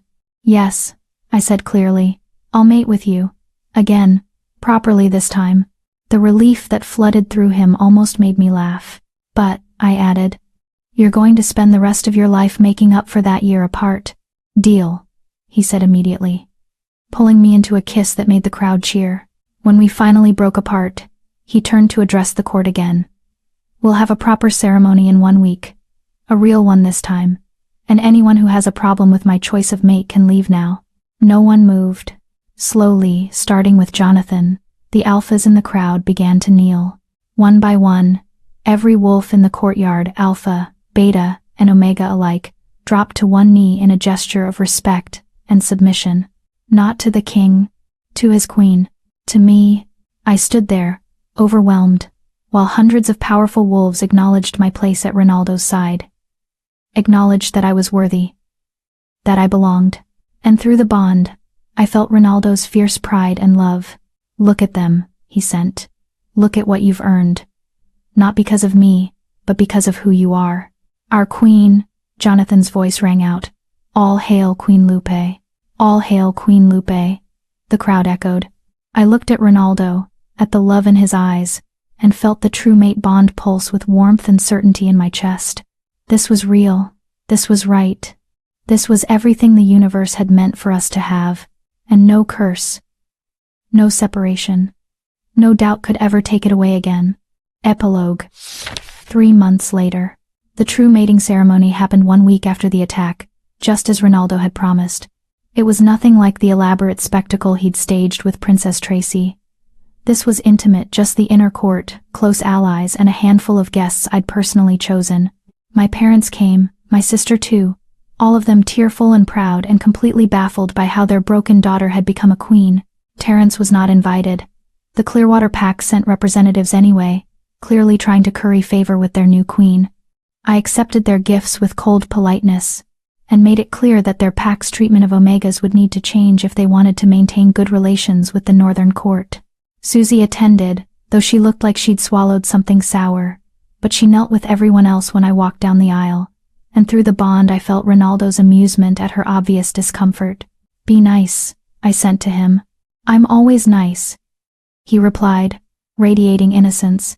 "You're thinking about assigning her to inventory duty in the coldest storage room. You can't prove that." The ceremony itself was beautiful and simple. We stood before the court, hands clasped, while the officiant spoke about true mate bonds and destiny, and the strength that comes from choosing love, even when fate makes it difficult. When Ronaldo said his vows, promising to honor my choices, to value my voice, to stand beside me as an equal partner, his voice broke with emotion. Through the bond, I felt everything he couldn't put into words: his gratitude, his wonder, his absolute certainty that I was the best thing that had ever happened to him. My own vows were simpler. I choose you. I will always choose you. In this life and whatever comes after. The kiss that sealed our bond lasted long enough that Jonathan had to clear his throat pointedly to remind us we had an audience. The celebration afterward went until dawn, with wolves from across the territories drinking and dancing and celebrating the fact that their king had finally found his mate. I danced until my feet hurt, laughed until my sides ached, and felt more alive than I'd ever felt in my life.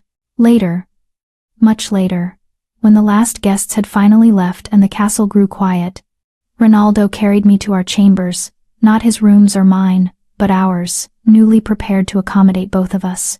"How are you feeling?" he asked, setting me gently on the massive bed. "Exhausted, happy, still a little angry with you about the fake wedding." "Still?" He sat beside me, pulling me into his arms.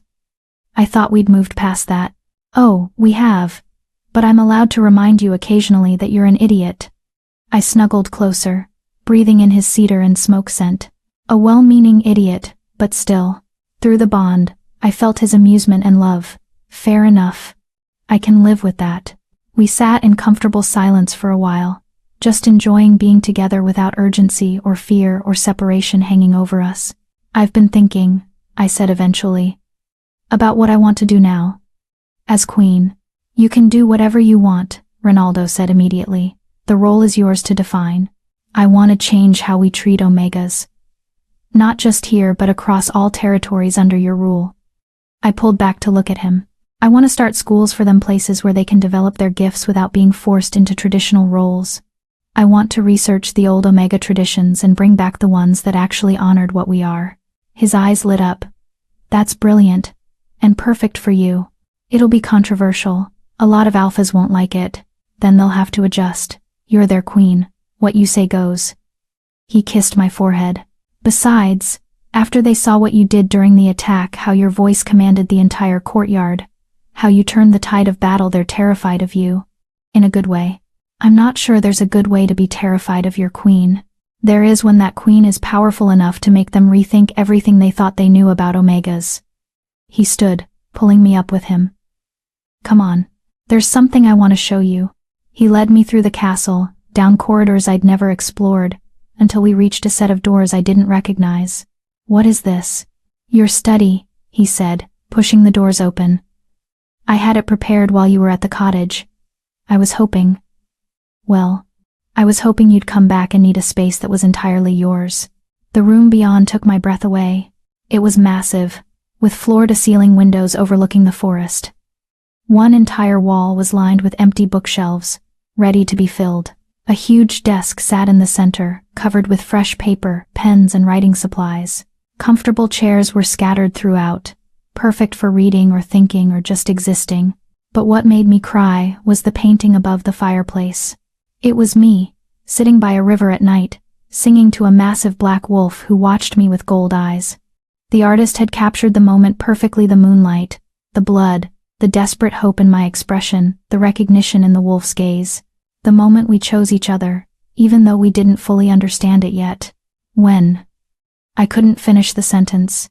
I commissioned it the day after you left for the cottage, Ronaldo said quietly, coming to stand beside me.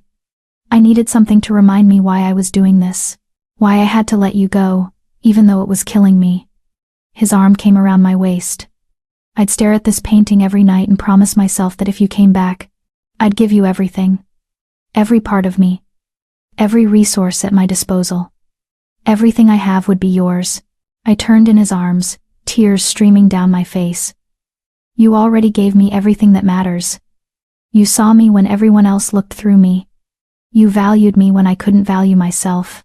You let me go so I could choose you freely. I kissed him softly. That's more than everything. That's miraculous. Through the bond, his love wrapped around me like sunlight. So, he said after a moment, tell me about these Omega schools. What's your vision? And we stayed up until dawn talking about the future, about education and tradition, and the ways we could reshape the world for the better. About books to research and territories to visit, and Omegas who deserved to know they were powerful in their own right. About building something that would last long after we were gone. 3 months into my reign as queen, I received a letter that changed everything. It came from the Eastern Territories, from a small pack I'd never heard of. The handwriting was shaky, desperate. Your Majesty, my name is Danielle Shaw, and I'm writing to you because I've heard stories about what you did, how you were rejected and survived, how you became queen anyway, how you're changing laws to protect Omegas. I need your help. My sister is an Omega, but she's not like other Omegas. She has 3 forms: wolf, hawk, and something else we don't understand. The pack elders say she's cursed, that she needs to be cast out or worse. They say no one will ever want to mate with someone so unnatural. But I've heard you value Omegas who are different. Please, if there's any way you can help my sister, any protection you can offer. We're running out of time. I read the letter 3 times, my heart pounding. An Omega with 3 forms, rejected by her pack for being different. In danger. This was exactly what I'd been working toward, creating a system where Omegas like this girl could be protected, valued, celebrated for their unique gifts, instead of punished for them. I found Ronaldo in his office, buried in correspondence as usual.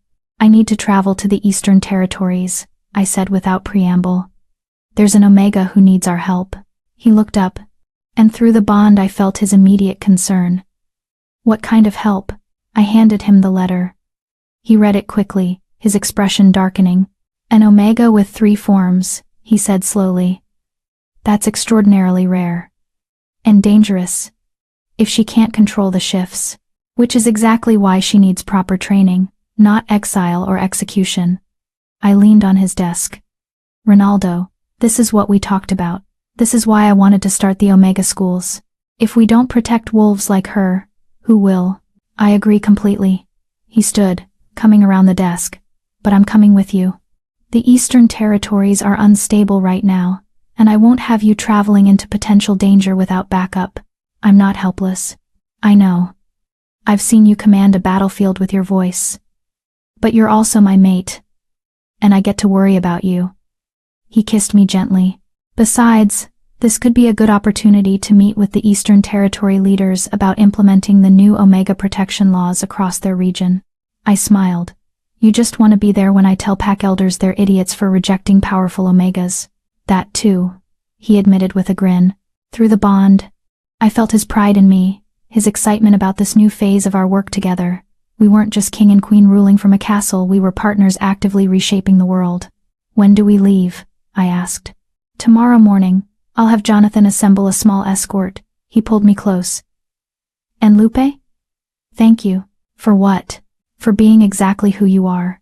For caring about Omegas who are suffering.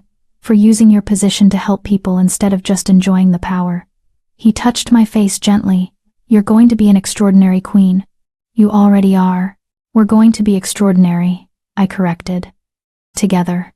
Together, he agreed. That night, lying in bed with Ronaldo's arm around me, and the true mate bond humming peacefully in my chest, I thought about how far I'd come. A year ago, I'd been dying in a forest, singing to a wolf I didn't know, certain that my life was over. Now I was a queen with a mate who loved me unconditionally, with purpose and power and the ability to change lives for the better. The rejected Omega who couldn't shift had become someone who commanded alphas with her voice. The broken girl who'd been cast aside had become a woman who protected others from the same fate. And the dying wolf I'd saved? He'd saved me right back, in every way that mattered. Through the bond, I felt Ronaldo's contentment as he drifted toward sleep. "I love you," I sent. "I love you more," he replied drowsily. "My Omega, my queen, my everything." "Yours," I confirmed. "Always yours." And as I fell asleep in the arms of my true mate, I knew that this was just the beginning. The beginning of a reign that would change the world. The beginning of a love story that would be told for generations. The beginning of everything I'd never dared to hope for. But mostly, the beginning of a life where being different wasn't a curse, it was a gift. And that made all the pain, all the rejection, all the struggle worth it. Because I'd found my place. I'd found my voice. I'd found my home. And I was never, ever letting it go. And so we reached the end of Lupe and Ronaldo's journey from a dying Omega and a wounded king to partners who changed the world. But here's what I want to ask you. If you were Lupe, standing in that forest with bond rot eating away at you, would you have stopped to save a dying wolf? Or would you have kept walking, choosing your own survival over a stranger's suffering? Sometimes the smallest acts of compassion create the biggest revolutions. If this story moved you, please leave a like, it helps others find their way to stories like this. And drop a comment below.